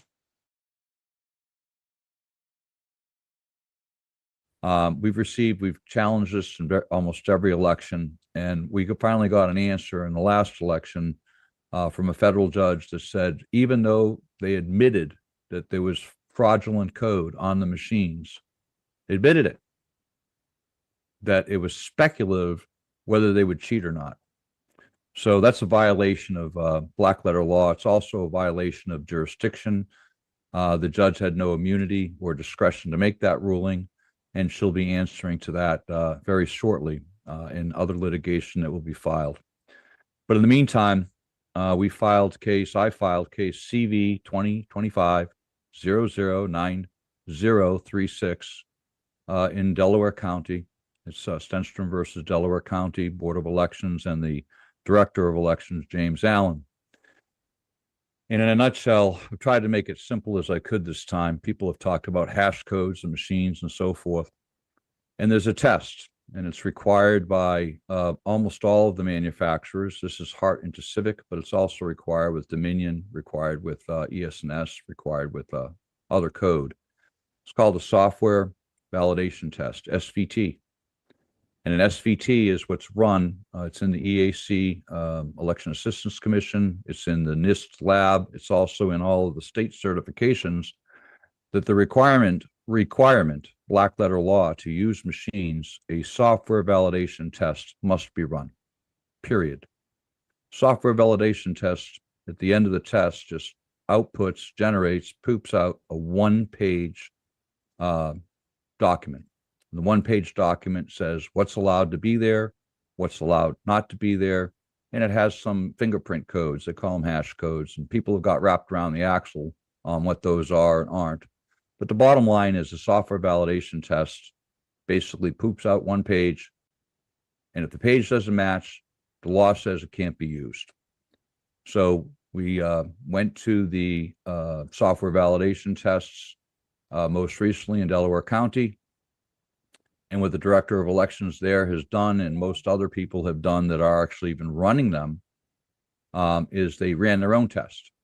And they ran a test called a software manifest test, which is not a software validation test. So it generated some garbage, and the garbage basically said, well, we just have to match this to the EMS machine, which of course is going to match because the EMS machine, the election management system, is the machine that generates the code for the election machines. So what it really comes down to, and it boils down to, is the code is basically fraudulent. Filed a lawsuit, made it as simple as we could, gave exhibits. That case will hopefully be heard before the election in 2025. Typically, they have not heard these. They've quashed them, and they just refuse to hear them at all. But we'll be taking care of that. Our goal is to watch for 2026. The other thing is we'll be filing this week another case for the mail-in ballot envelopes. We can prove that about 70% of them are fraudulent. 70% of mail-in ballots. We have 582,000 mail-in ballot envelope images. We put them through our own advanced sovereign AI. It's our own AI that we use, that we developed. And it came back and it showed which signatures were fraudulent. It also showed, quite frankly, that there was a broken chain of custody in about 3/4 of them.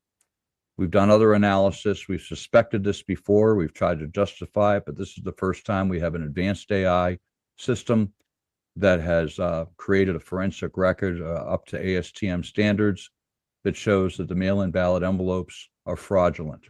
They're being injected into the system. That lawsuit will be filed this week, and we expect it to make a big difference in 2026 as a prima facie case. I'm also working with Andy Thompson out in Nevada. Give a shout out to him if he's answering or if he's listening. And we're working on a federal suit there. The federal judge just came out and they found 60,000 fraudulent votes in Nevada. What the Secretary of State did out there is they destroyed all of the machines. They overwrote all of the Dominion machines with code to destroy the forensic evidence. It was intentional. It's criminal. It's a crime against both election retention records and it's also a crime that they committed to, subvert and obstruct investigation. The judge out there just ruled that he has no standing, which is the defendants didn't even argue, the trial court didn't even argue, and the judge injected this argument, which is a violation of judicial canon. And that brings us to what I want to take in the last minute or two. 1 minute, yeah, 1 minute. So basically, our problem in the courts is that the judges, most of them are politicians in robes, and that's what we're finding. If we go after when I say go after, there's good judges out there, but if we go after the politicians in robes, and which is what we're doing, and we've elevated, we'll get rid of them. About a year and a half ago, I wrote an article that was downloaded 100,000 times. I was on Alex Jones' show, which got 30 million hits, regarding the SIGI, the council who was running America. I sued the Inspector General of the United States and the 117 defendants that included Comey, Wray, Garland, Barr. We filed that in May. I wrote the article last year. As of this week, Inspector General Horowitz has been removed. They moved him over to the Federal Reserve. They're charging Comey. Over 60 of the defendants have resigned or been terminated from the SIGI. And last week, President Trump defunded the SIGI. They're gone. The council. So litigation works. Lawsuits work. I think Tina Peters, I was listening to the case there. The problem there is a completely deranged and biased judge. We also are filing a case next week that we've identified clerks in the state of Pennsylvania that are using auto pens for judges that have been retired. We have found thousands of orders from judges who have been left the bench over 10 years ago that are being generated by clerks appointed by political appointees and Governor Shapiro. Lastly, what I want to say is, because I don't have much time, we filed a lawsuit regarding the Human Rights Commission. We killed that 2 weeks ago. I filed a case in the Supreme Court against the Supreme Court of Pennsylvania to demand that people other than licensed attorneys may represent people. That case is in motion.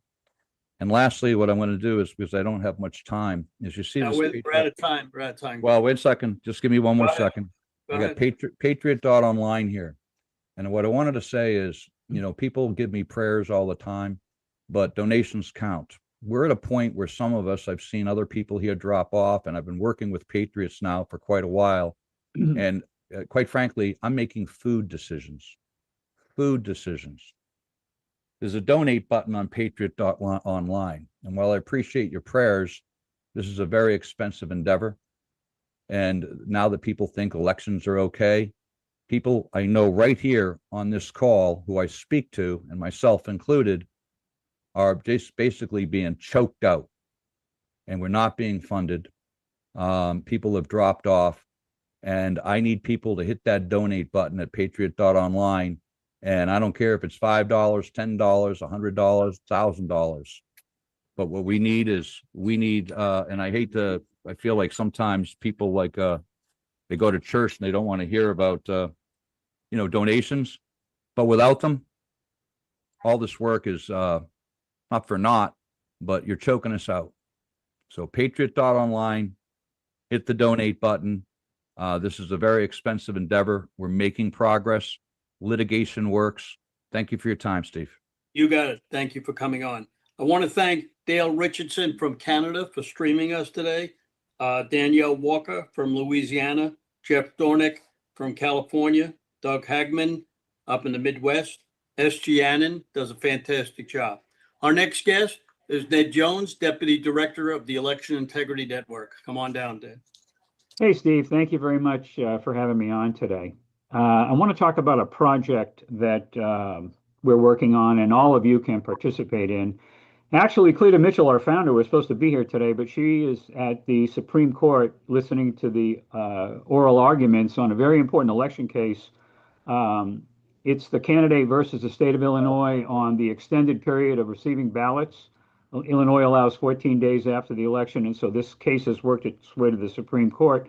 And they did record the live stream if anybody's interested. The project we're working on starts with President Trump's executive order that he signed in March on election integrity. One of the issues was directing the Election Assistance Commission to add proof of citizenship to their mail voter registration form. This is the form that must be accepted by every state that anyone can use to register to vote. And all you do is check a box and sign your name that you're a citizen. There's no requirement for proof of citizenship. Well, President Trump gave the EAC a deadline to do that, and of course, nothing happened. So American First Legal filed a petition with the EAC to get them to do it. And part of the process for that is public comments on the Federal Registry. So right now, we're in that public comment period. I'm going to put a link in the chat to the comment page so that all of you can go in and make a comment, a positive comment about why we should have proof of citizenship when we register individuals to vote. As Gary pointed out just a few minutes ago, very few states require proof of citizenship. Actually, we think it's only one, and then a couple of them very vaguely. So this is important. It's very important that only citizens vote in our election. And this requirement, proof of citizenship, when they use this form, would change the way things are now. Here's what's happened with the comments. They started on August 21, and we were bumping along 1,000 a day, getting our people to make comments. All of them, 99% of them, were positive. And then Mark Elias wrote an article about the comments, directing the left to start making negative comments. An organization called Indivisible, which led the Tesla takedown, and I sit in on their trainings every week, is really pushing their members to make comments against proof of citizenship. And so last Thursday night, in one day, we went from 15,000 comments to 243,000 comments. People familiar with this process say they've never seen anything like it. This is the Federal Register. These are public comments, and they got 243,000 in one day. Now, because of the government shutdown, they're not posting these comments. So we don't know if it's patriots who are in favor of proof of citizenship or the left with some kind of a mass program. We need help. So any of you, anybody in your organization, it's a very simple process. You just go to the website. I'm going to put a link in the chat. You make a simple comment. I'm in favor of the petition that was filed by AFL to require proof of citizenship when anybody registers to vote. You must be a citizen. Now, here's what happens. If there's enough public pressure in favor of this, it will force the EAC to do something. It'll also start legal action to get it done. And if it were to ever happen that this form requires proof of citizenship that must be accepted by every state, we would start to see the states requiring it in their own voter registration systems. Why is this important? You know, the honor system used to work in this country, but the culture has changed so much it doesn't work anymore. And when you have, I'll use President Trump's number, 20 million illegals in the country, and no one knows how many of them have already registered to vote, because all you do is check a box and sign your name, and anybody can do that for anybody. And we all know that voting by mail is a fraud. Anybody can get a ballot. Anybody can submit a ballot. So you see the problem. We have to get to a point where proof of citizenship is required to register to vote. There's something floating around called the SAVE Act. The SAVE Act has been passed by the House 2 years in a row. It does require proof of citizenship, but it's dead in the Senate. So it has to happen at the state level, and it has to start with this change at the EAC. And that's how we do it. We all file a comment, multiple comments. I noticed in the chat, and somebody's probably right, that somebody used a bot or AI to create these 243,000 comments, a record, they say, on the website for the Federal Register. And we don't know, and we won't know until the shutdown ends, if they're for or against. I have a sinking feeling that they're against, based on the shenanigans by the left, led by Mark Elias and others. But I urge you all to do it. The link is going to be in the chat now. Encourage your members of your organizations to do it, anybody you know. And we just need to jack up the positive comments as best we can. And Steve, thank you very much for having us on the call today. My pleasure. Thank you for coming on. Next up, we have a gentleman who the organization I try to get on for the last 3 years. And until this gentleman became the president, we weren't able to get him on. So we are going to introduce Stefano Forte, who is the president of the YRs of New York City, the oldest YR organization. YR stands for Young Republicans, and it's one of the strongest I've seen. They have almost 2,000 members. Stefano, you want to come down? Absolutely. Can you hear me? You can. Steve, thank you so much for having me on. It's a real honor to talk to you guys about the New York Young Republican Club. This is a storied institution. We've been around for quite a long time. Our presidents date all the way back to 1911. That's when the current iteration of the New York Young Republican Club was put together. Before that, it was the Young Men's Republican Club. And before that, it was a name that is escaping me currently. But the New York Young Republican Club has been doing incredible things in New York. We're the largest Republican club, young Republican club in the country, with almost 2,000 members.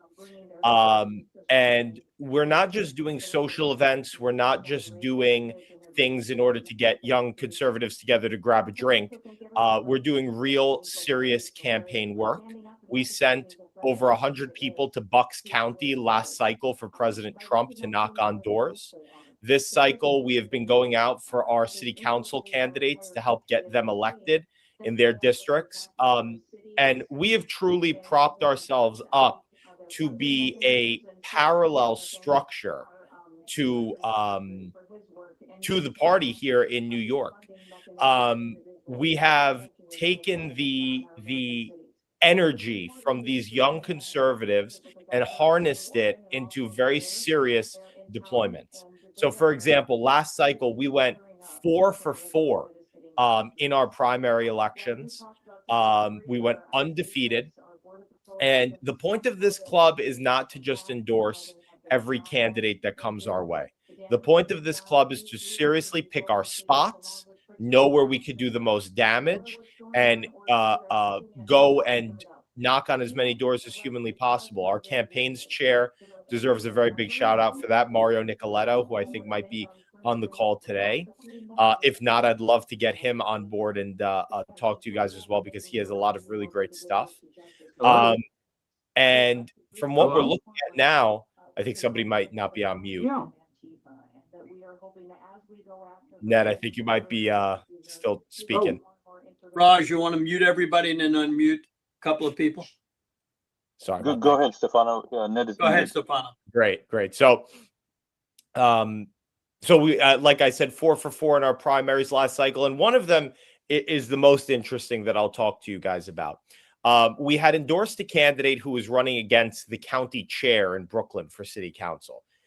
This was I don't want to call him a long shot candidate, but a candidate that we felt required a lot of work to get through. He ended up winning on election day. Our candidate ended up winning on election day by 30 votes. It was astounding. It was a great victory. And again, like I said, he was running up against the county chairman in Brooklyn. It goes to the Board of Elections. And before you know it, absentee ballots are coming in, ballots that they didn't count on election day is coming in. Then all of a sudden, he's up by 9 votes, not 30 votes, and he's in recount territory. It was a very strange series of events for us to get to that moment. So now I'm thinking, I've seen this story before. We've got to lawyer up, and that's exactly what we did. And we went to a recount. At the recount, our candidate is still up by the 9 votes. He looks like he's winning until at a certain point, we start hearing that there are 20 ballots nobody has ever heard of. Nobody had ever seen before. They were never counted, tabulated, nothing. 20 ballots out of complete thin air. It wasn't long before the New York Post And surprisingly, the New York Times reported on the ballot fraud in this case, in this Republican primary. I urge you all to look up this case and to look up the reporting, the New York Times and the New York Post. This is one of the few times I'll ever direct anybody to the New York Times, but it is a very interesting story. And at the end of it, the Board of Elections came out and put out a press release and said that they have no idea where these 20 votes came from and they will not be counting those 20 votes. And our candidate ended up winning. And he is now officially the Republican nominee for city council in Southern Brooklyn. But it was very interesting to see these ballots. I was at the ballot counting process. There was a certain point where there were ballots on printer paper. And I look at one of the people who are counting the votes and I said, well, what happened to these? And they said, well, the machine, when the machine took it in, it ripped it up. So we got a picture of it, and that's what we're counting here. And I'm like, oh, okay, that sounds like you're doing the right thing. But it's an incredible journey that I've been on to become president of this organization. Our gala is coming up. President Trump spoke at our gala 2 years ago. So this is a storied and great institution. And I appreciate, Steve, you taking the time and allowing me to speak here today. So how do people reach out to the YRs if they want to belong, if they're listening in New York or if they're listening anywhere? Yes. So you could go on our website, www.nyyrc.com. You can go and you can see our webpage, and you could go and you could see the join button on there. And yeah, we've done a lot of really amazing stuff here in New York, and it's just getting started. What would you recommend other people around the country? How can they start YR organizations? You know, our organization has been around for a very long time. Unfortunately, when it comes to young Republican politics, oftentimes you need to talk to your county chairman in order to get them started. Which is sometimes it could be a difficulty. My recommendation is, if you have the opportunity to have a good relationship with the county chairman, because not all county chairmen are awful. We have a great relationship with some of them here in New York, some more than others.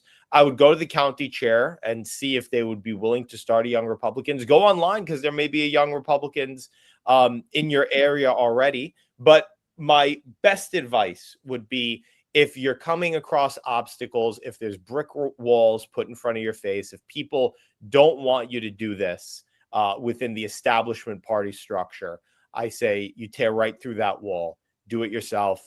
They can't do anything to you. Go start a Young Republican group if there isn't one already. And if there is, try to get involved.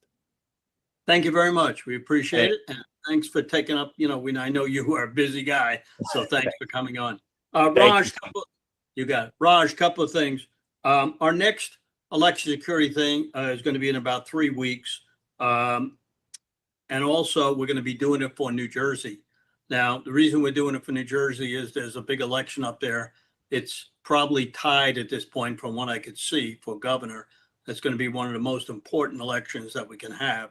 So we're going to try to get some terrific people. So if anybody's listening from New Jersey and they have some great people, let me know. It's going to be somewhere around the 28th. We need a few weeks to relax. My assistant's going on vacation. One of my key guys may need an operation. So we're going to take a little time. Raj, before we get our next guest on, who is going to be taped, because Andy Mangione from AMAC had an emergency, and he this morning he taped his segment.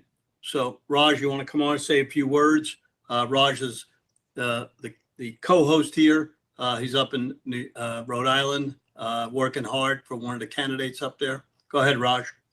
Yeah, awesome. Thank you, Steve. So a couple of things here, friends, before I make my comments. I just want to put this on the screen here.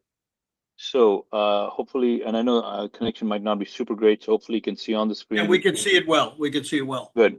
So guys, this is the info we just heard about a few minutes ago from Apollo regarding Tina Peters. So what I'm asking everyone is make the call to the governor. That's what Steve put up, and you'll put that number up in a minute. But also contact this guy. This is a young man you saw earlier. The reason I'm doing that is do everything you can to get Apollo on any of your podcasts that you're listening to. So whatever podcast you're listening to in your local area, please get Apollo on those podcasts. We have to create a outcry of massive proportions in order to rectify this injustice. So that's Tina Peters here. Take a picture of the screen. That's what I'm putting on the screen. Take a picture of the screen. Get your phone on. Here's his X handle. Here's his email address. So please do that. So that's number one. Number two, you guys all know Greg Stenstrom. He's been with us for a long time. Please take the action and contact him. His organization needs to get our dollars. Bottom line, needs to get our dollars. He's doing stuff that we can't do. So we need to do what we can do, and that is get dollars to him. His website is patriot.online. Patriot.online. You can see that on the screen. Click the donate button. So please, please, please make that happen. In fact, actually, I'm going to stop right there, Steve. And if you want, let me stop my share. And Steve, right before we bring the next speaker on via tape, could you put the number on for the governor as well, like you had before? Just put the number on for the governor. And there it is right there. Take a picture of that. Take a picture of that. I know you guys are doing work. What I'm asking you now is to recruit other people to get things done. So we've got to have massive, massive numbers. So thank you for that, Steve. And with that, Steve, shall I go ahead and play the tape? Yeah, one other thing, we want to make sure everybody goes to Stern American Rumble to see the back ones, and this will be live here as soon as we close off around 4:40. It'll be live for that. There's over, from what I could see from all the people reporting, close to 4 million people on this now. It's gotten worldwide attention, but we need people to comment. Go to stern1054gmail.com. I'll put that up. Also, Raj, put your email up to get a hold of you because you send out thousands and thousands of emails as well as us. Right before we went on, we sent out 26,000 emails. So we're constantly sending out emails. In Virginia alone, I sent out 10,000 emails. We are now getting a larger and larger audience. I have contacted every chair of the Republican Party in every state. They know about it. They know what's going on. A lot of them said, hey, we didn't know this was happening. So we're getting more and more people, but we need all your input. We need suggestions. We just don't do this just to do it. We do it because we want you to be happy. We want you to understand what's going on. We want everybody that's listening to get something out of this. And that's what's important. So don't feel bad about criticizing or complimenting us. We try to do the best that we can. This takes a lot of effort on Raj, myself, my whole staff. It takes a lot of time to put this on, a lot of time to go right on the button. We pretty much went right on the button. So go ahead, Raj. You want to give them your email address to get a hold of us? Yes, it's support@defendflorida.org. It's in the text thread, the chat over here on Zoom, support@defendflorida.org. Also on the screen is going to be Stern American. So you just heard Steve talk about it. Here it is, sternamerican.com, sternamerican.com. So what we want you to do, there's a bunch of resources here, right? Yep. Information here, put your email here. Also, go over here to Rumble. I like to use the Rumble one. You can use any of these, but I like the Rumble one. And when I go to Rumble, you can see here all of the recordings. Okay, all of the recordings here. 20,000. This is just on Rumble, not counting the rebroadcasters. This is the election precinct strategy call over here. If you click on live, you get all of these calls here. These are where some of these calls are being streamed from. So please, obviously, you guys know what happened here, but take this and post it in your Signal group, in your Telegram group, Facebook group. Get more people to be exposed to this information. All right, thank you for that. And let's go ahead and bring on our next speaker via video. And here we go. Thank you very much. I'm Andy Mangione with AMAC Action. We are the C4 lobbying arm of the Association of Mature American Citizens. We are the conservative alternative to AARP with over 2 million members in all 50 states. So I'm Senior Vice President for AMAC Action. I represent the membership in Washington, D.C. and in states throughout the country. We are the fighters, the pugilists, if you will. We run a lot of call to action campaigns, and our members are very, very adept at participating in our campaigns. And right now, we're running a campaign that I'm sure it's been mentioned, on this call before. But the Election Assistance Commission, which is an organization that kind of flies under the radar, but it's a bipartisan commission whose mission is to help election officials improve the administration of elections and help Americans participate in the voting process. They recently opened a website to take comments from the public on regulations.gov, to take comments from the public on a potential rule change. They're responding to a petition from America First Legal that is asking the EAC. So they're seeking public comments on a rule change that would require documentary proof of citizenship when registering to vote in federal elections. This is the crux of the America First Legal petition. They want the Election Assistance Commission to change the rule that would require documentary proof of citizenship when registering to vote in federal elections. So the National Voter Registration Act grants the EAC this authority to require proof of citizenship. So they are well within their right and well within their jurisdiction to make this important rule change. And here's why we need this rule change. Under current law, voter registration for federal elections relies on the honor system.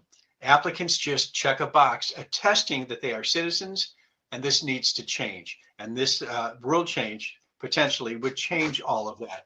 So like any other federal entity, the EAC has opened up a website seeking comments. AMAC members have responded in great numbers to our campaign. I think we're right around 15,000 or so that have left. Now, our campaign has been shared throughout the Election Integrity Network, and I know some of the folks that are from the EIN are on this call. And we're grateful that that's been spread and shared throughout the country. I believe that there is a link to our campaign in the chat. If it's not, it'll be you will be able to have access to it. It's automated. All you do is you read the campaign description, fill out the required fields, and press send, and your comment will be sent to the EAC website in support of this rule change. I receive a report from our advocacy software platform that shows me everybody that's participated along with the confirmation number. So, to ensure that your comment has hit, and our comments are hitting. So we need to make as big a noise as possible with regard to this rule change. As I mentioned before, the EAC is well within their jurisdiction to make this rule change, but we've got to keep the volume up, the volume of comments supporting the rule change up, and the noise level up. And our campaign is just one way to do it.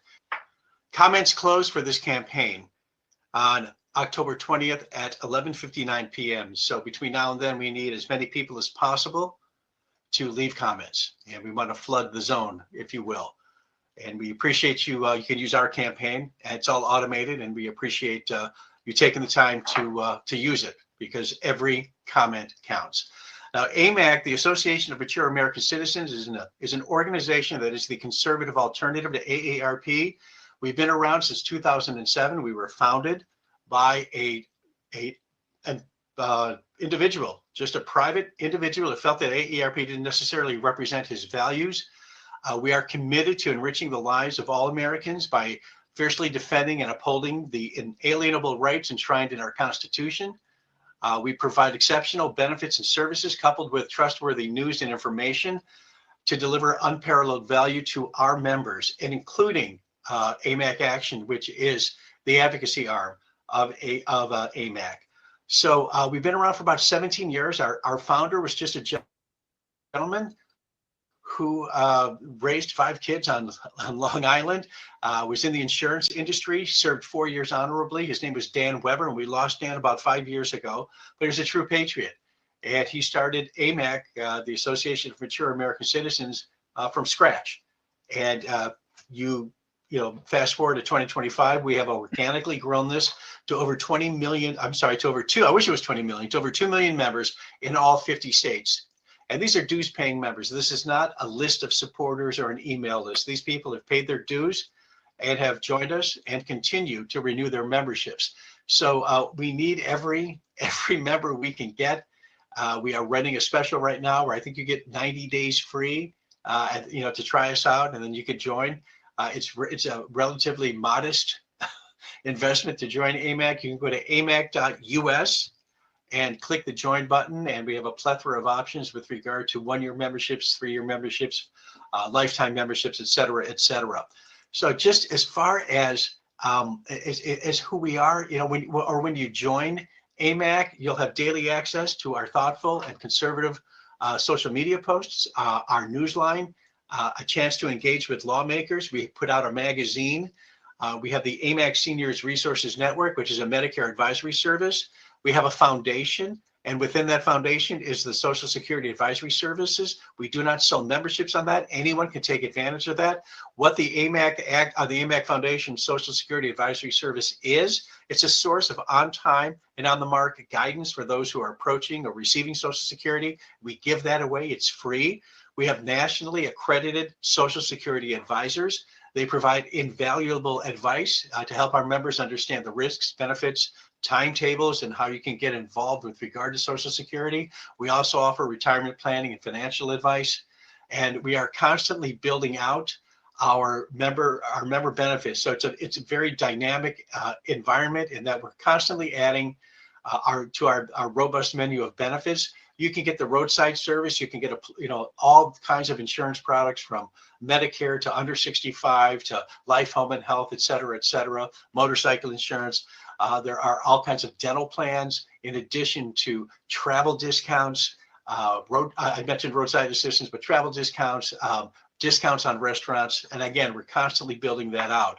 But we have emerged since 2007 as the voice for American conservative seniors. And it's my privilege to represent the membership in Washington, D.C. and in states throughout the country. As far as AMAC Action goes, we run countless call to action campaigns, very similar to what we're doing now with the Election Assistance Commission.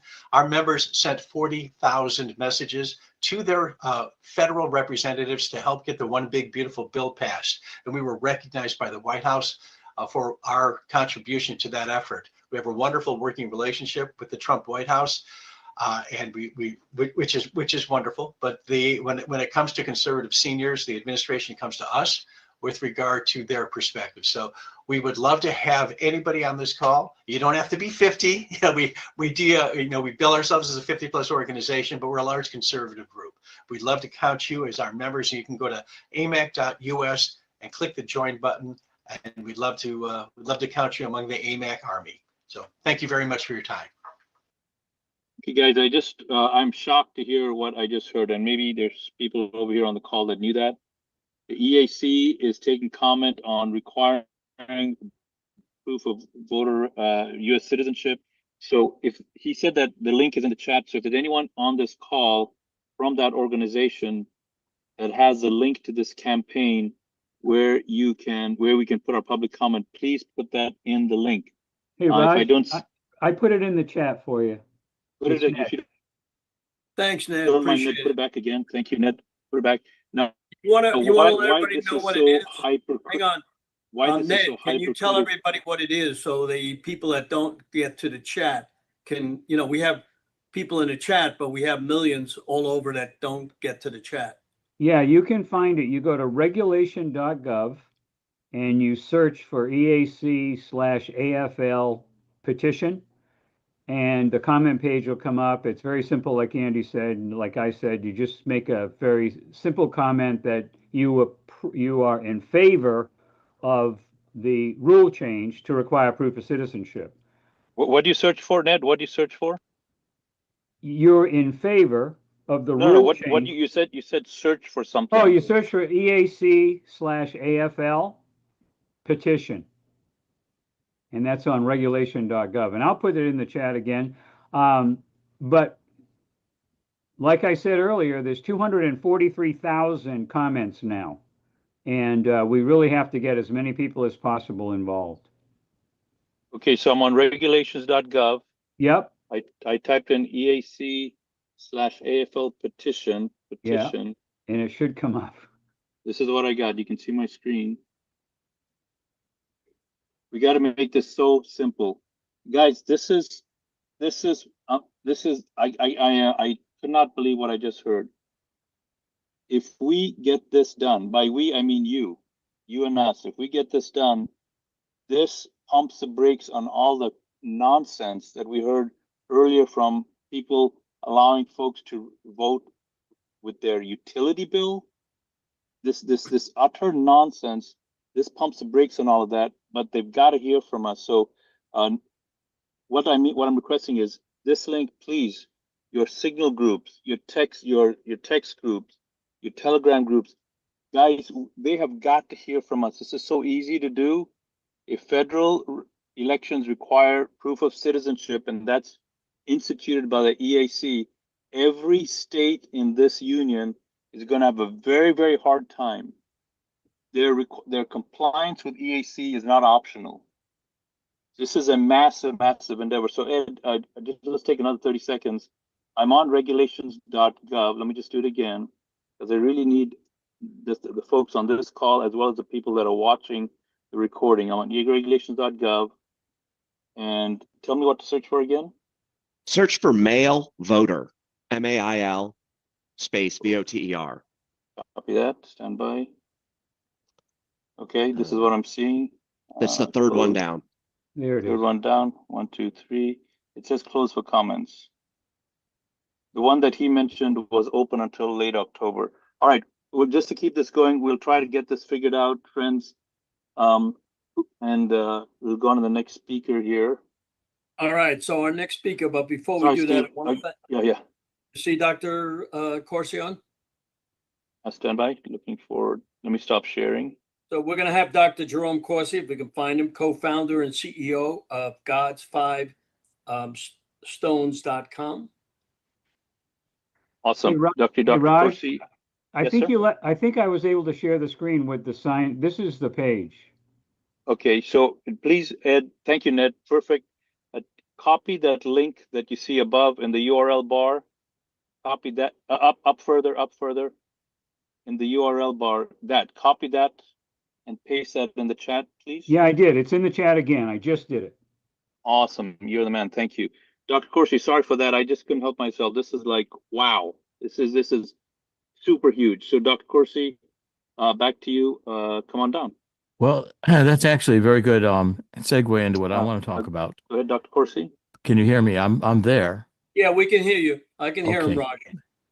And you should be able to see me. I've got my. We can see you. We can hear you. Great. Okay, it's good segue, because what I want to talk about is the same thing. It's last Friday, October 3rd, a Wisconsin judge, Judge Michael Maxwell, issued an order demanding that Wisconsin elections have proof of citizenship.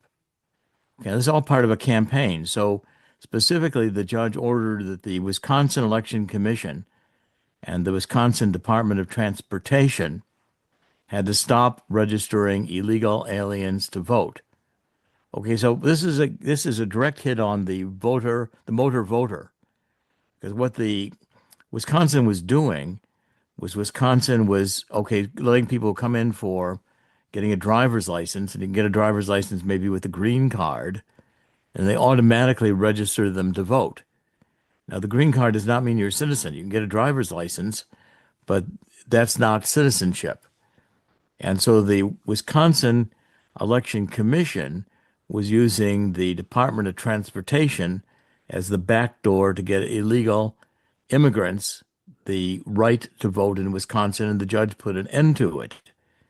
Now, it was a very strong decision, because it said that the Election Commission in Wisconsin has a plain and positive duty to verify the citizenship of every person seeking to register to vote in Wisconsin, which means whether you're registering electronically or through a paper process, you've got to have proof that you're a citizen, not just a utility bill or a driver's license.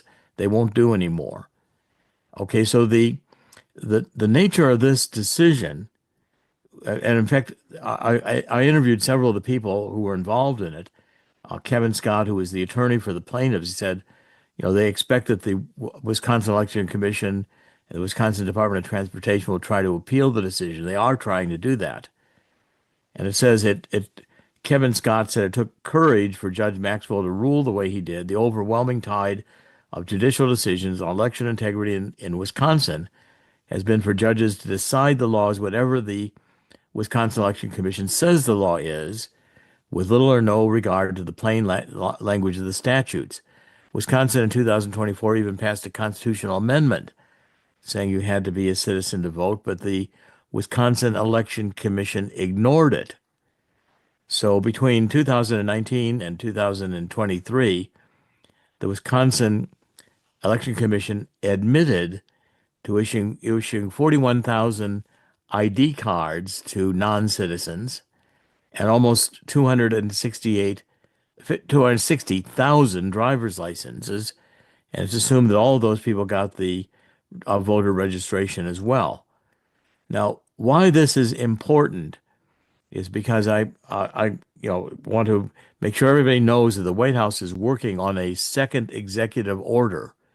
President Trump issued in March, if you recall, 2025, the executive order preserving and protecting the integrity of the election commissions, in which he mandated this election group, the governmental group, to do what they're doing right now, which is passing a regulation mandating proof of citizenship. And what's happening in the White House is an executive order is being drafted for release, hopefully, this month or next month, which will require voter ID and proof of citizenship. It will to vote. It will demand that the states implement these regulations under criminal penalties. It will demand that we stop using the existing voter rolls, which are filled with algorithms that we've proven on God's Five Stones. If you go to our website, which is GODS, no apostrophe, FIVE, you spell out the word five, and STONES, stones, gods5stones.com.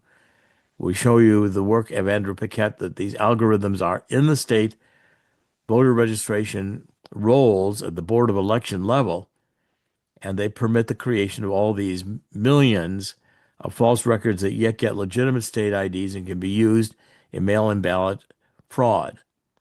Now, I want to point out that I've got information that this guy, Todd Blanche, at the Department of Justice, who's the Deputy Attorney General, is blocking many things. And he represented Donald Trump in the criminal cases in New York when Donald Trump was under the gun between the elections. New York was trying to put Donald Trump in prison. Todd Blanche, who was formerly a Democrat, supported him very strongly in public statements and represented him. But now he's telling Pam Bondi that she can stay at home and work from Miami. He'll run the Department of Justice.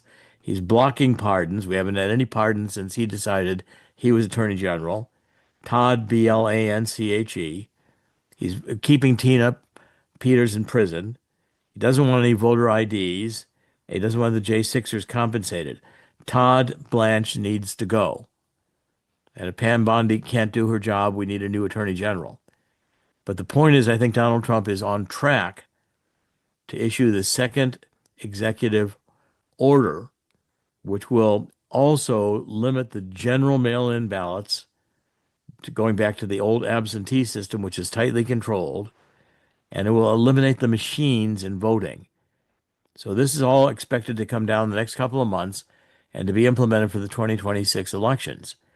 And Donald Trump considers this to be a matter of national security, as powers under Article 2 Commander-in-Chief, and with the National Guard and the military increasingly going into the cities.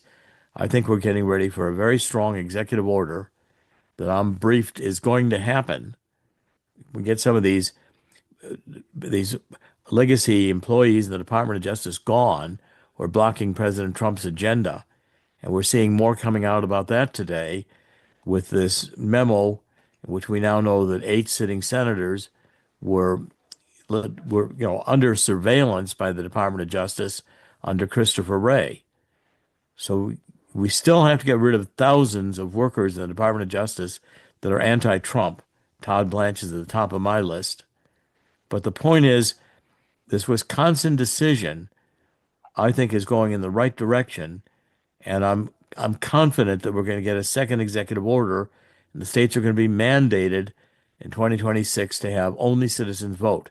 If we do that, I think the Democrats will lose massively, because the Democrats are down to the point where they can only win elections by stealing them. And the Democrats intend to steal elections to get control of Congress in 2026. If we have that happen, we'll have President Trump last 2 years of his second term being faced with constant impeachments, blockages, everything that can be done to prevent him from enforcing the MAGA agenda, which I think America desperately needs. So I want to give this update and have everybody pay attention to this law, this new decision that was made in the case in the state of Wisconsin. Okay, and my article, I'm going to be having an article on this that could be appearing in American Thinker even tomorrow. Certainly this week, the article is being reviewed today, and it'll be a comprehensive statement of what's going on in Wisconsin. By the way, the voter integrity groups in Wisconsin are working directly with the White House on this. So when you read this decision in Wisconsin, you can know that Department of Justice internally, Department of Homeland Security, and the White House election integrity groups are all working in this direction.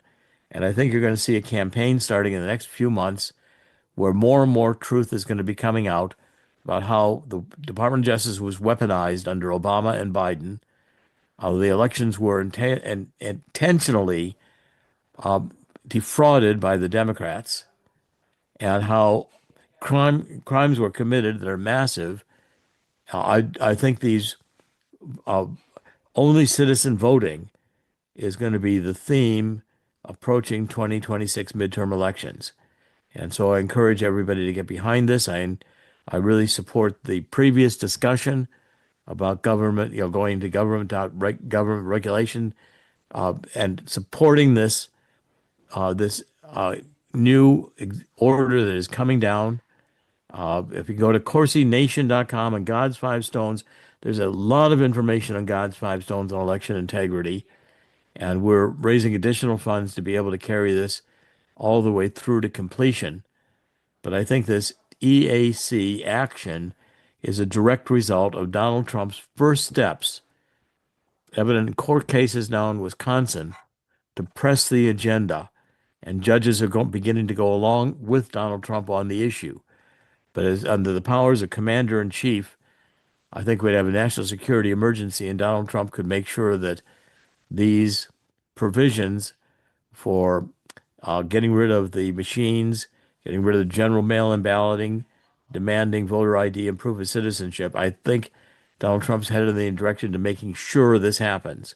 So I'm very encouraged right now, but the White House needs our support. And I encourage everybody to go to this EAC/AFL comments page and make sure that this regulation requiring citizenship voting only is supported. So that's my report today, and I appreciate the time, and thank you very much. God bless. Thank you very much. I would like to say something that yesterday I got a call from the chief of staff from Senator Scott's office, and our discussion was after I texted Senator Scott over the weekend to get more senators involved with this group here so we can get some of the senators on to say what's happening in the Senate, because the House seems to be great on election security. But when you bring it over to the Senate, where we control, we got some rhinos in there that are just not putting it through. So I will keep you guys updated on that. Dr. Karis will keep us updated when that EO or when we think it's going on. We also want to thank John Goodman for helping you. I know he went and spent 9 hours on. John Goodman's been a great help. I appreciate his emails. And Peter Tickton and General Flynn and whoever else has helped you. We're glad to help you. Also, I want to thank one of my good friends, Tina Celine from California, brings all the California people on. Stephen Rosenbaum, one of my good friends, brings a lot of people on from where he is. Dr. Lynn Lafferty really helps us in all the medical field. Thank you very much. So we have our last guest, Chris Marston. who is the general counsel for the Republican Party of Virginia. We got him. And right, yes, and right before Chris comes, guys, we just heard something dramatic from Mr. Corsi here. What I'm referring to specifically is what he said about Todd Blanche. I'm hearing what he said from other credible sources also. What I'm hearing is Mr. Blanche is almost unilaterally responsible for the lack of action on Tina Peters. I'm hearing that he is trying to co-opt Pam Bondi's role. And also we just heard that he is working to mitigate the efforts of documentation of people before they register to vote. And so why am I you just heard that? I'm underscoring that because I'm requesting you on any of your social media channels, please start drawing attention to the role of Mr. Todd Blanche. The reason these individuals do what they do is because they are able to do so in obscurity. Your role and my role is to shed light, be the light, shed light on what he is doing, what he is blocking, and that is the start of bringing accountability. So important. I'm so grateful, Dr. Corsi, for your comments on that. Thanks for that brief interruption. And before we wind up, And by the way, just if I can, it's TODD BLANCHE. One more time. TODD Todd BLANCHE, and he's Deputy Attorney General Todd Blanche BLANCHE. You can look him up easily on the internet. He was a lawyer who defended Trump during the trials in New York, but he has been a Democrat, just recently became a Republican, and has gotten close to Trump, as you know, insider, saying all the things Trump might want to hear. Yeah. But in effect, he's the reason Tina Peters is still in prison.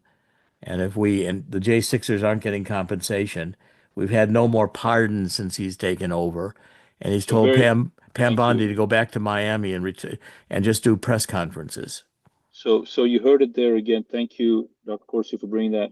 Important that you take action on it. Thank you for underscoring that.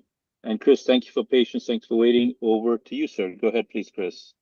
Thanks so much, Steve and Raj. I appreciate you having me on. And this is just such a great thing that you put these shows on and we hear from all these people about the great work going on around the country. I'm so thankful that it's going on. But next year at this time, you're going to be in the same place I am, which is staring down the barrel of an election coming in 30 days with rules that are already fixed. So I'm responsible for election integrity operations on the legal side and have a great team on the operational side here in Virginia. So we're working on things like making sure that we're at logic and accuracy testing in every city and county in the state, that we go to pre-processing meetings for absentee ballots, that we're watching all 45 days of early voting, that we're watching on election day, and that we have coverage in our post-election canvases and our risk limiting audit. So it's quite a marathon of activities. I'm so grateful to have some great volunteer attorneys that work with me. If any of you have folks that would be interested in helping our efforts, I think earlier Brian Swenson told you protectthevote.com is the place to go sign up, whether it's to help us in Virginia or in your state next year. Getting yourself on that list and connected with the RNC is the way to get involved in these direct on the ground efforts. And again, I don't want to minimize the great work you're doing at a policy level and nationally. But remember, when we get to brass tacks and there's an election coming up, we can use you on the ground as well. So I hope you'll get engaged in that. You also heard earlier from Lynn Taylor, my good friend from the Virginia Institute for Public Policy. She told you a little bit about the disaster that we had when Democrats had a trifecta and passed 60 election bills that made everything about our election code worse. We're fortunate that Governor Youngkin was elected after that, ending the trifecta, and he has had some great success with executive orders here in Virginia.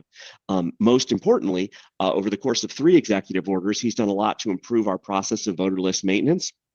And the most significant thing, which is also taking advantage of the new Trump DHS, is we've removed non-citizens from the rolls. We know we don't have them all, but we've gotten 10,000 off of our rolls in Virginia since Governor Youngkin was inaugurated. And most recently, this last year, we did almost 5,000 of them. And that's because of the great work we've been able to rely on from the Department of Homeland Security, which in the past would just say no when we asked for citizen information. But now that President Trump's in charge, we're blessed to actually get real data from them. So Ken, I see your note. It's not just those who self-reported. We've actually found some who haven't. It's not just if they show up at the DMV the next time and say they're not a citizen. So there's certainly more work to be done. I'll never deny that. And having the great work that you're all doing to work on only citizen voting is going to be important. But I'm pleased we've been able to make progress in the current system. So I just wanted to share that news with you that Virginia, we're in the trenches and could use your help if you're available to help this election, and that I know you'll all be engaged at the ground level in addition to the national policy level next year. I do want to just share one tidbit in going. If you haven't seen the coverage of Jay Jones, the Democrat candidate for Attorney General in Virginia, I encourage you to go to jjonestexts.com. I've put that in the link. It's shocking to see a Democrat say the quiet part out loud, that they really do believe that violence is the solution to changing public policy. He includes threats to our former Speaker of the House and his children and his wife. It's just remarkable. And he said these things to a Republican legislator in text messages after she'd asked him to stop. The incredible lack of judgment is almost as shocking as the belief that violence is a way to change public policy. So if you need a good read, check out jjonestexts.com or any of the coverage on that scandal. Steve, Raj, thank you so much for having me. I really appreciate it. And I'm so grateful for all of your many followers and the great work you're doing. Thanks for coming on. We really appreciate it. I want to thank also Robin Sachs up in Maryland, who puts this on X, and many, many people. We're just looking where we're seeing people. SG Annan gets about 12, 13,000. We have 13,000 on Stern American, and it's popping up. We will rebroadcast this thing continuously. Want to thank everybody for coming on. Raj, you have some last words. We'll have New Jersey in a couple of weeks. We want to thank YourNews.com, who they don't have an idea how many people they come on, along with TotalNews.com, but they get thousands of people on this thing, but they have no way of clocking it. We have a lot of people that don't have a way to clock it, so we don't really bring it on. We want to thank Joe DeBox. First time he's broadcasting today. We'll have to ask him how many people came on. Again, thanks everybody. This takes a tremendous amount of effort from my assistants. I want to thank, but we really want your input. So stern1054@gmail.com. Please send emails. We really want criticism. We want to hear from everybody. We want to know who they'd like to hear on. We try to bring as many people on. We haven't turned anybody down.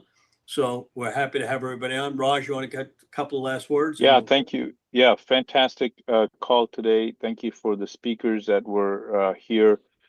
As a reminder, and especially for those that are watching this on the replay, watching this through our podcasters, take a picture of this page here. What is this? This is how you can send this to people in your Facebook, Telegram, Signal, text messages.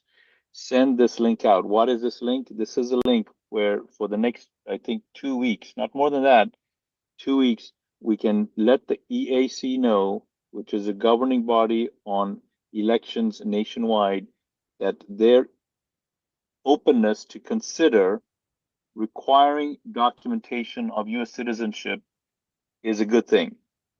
Very, very important. Share that out. Next one, take a picture of this. Tina Peters, please get Apollo, we heard on this program, with every podcaster that you know. Please do that. Tina Peters in jail, just Frost. Anyway, next one, Gregory Senstrom, please get information out to him. Here's his contact information. He's doing important work that we cannot do. Please support him financially. And lastly, big revelation on this call here. You just heard it. This is a gentleman here that we are hearing from multiple people, not just Dr. Corsi, that this gentleman here is blocking efforts to release Tina Peters. Who is he? He is the Deputy United States Attorney General.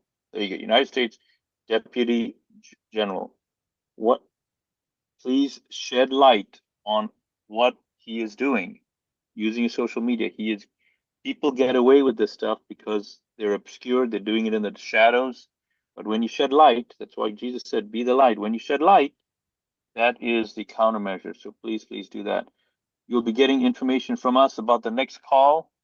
Coming soon, as Steve said, thank you for being here. Thanks for sharing the information about you heard online today. And again, how to get the how to get the replay of this show. Just go to sternamerican.com, click the Rumble link. Go to sternamerican.com, click the Rumble link. All right, my friends, thank you. Thanks, Steve. Thanks for everyone being here. Have a good night. We'll see you next time. Bye-bye.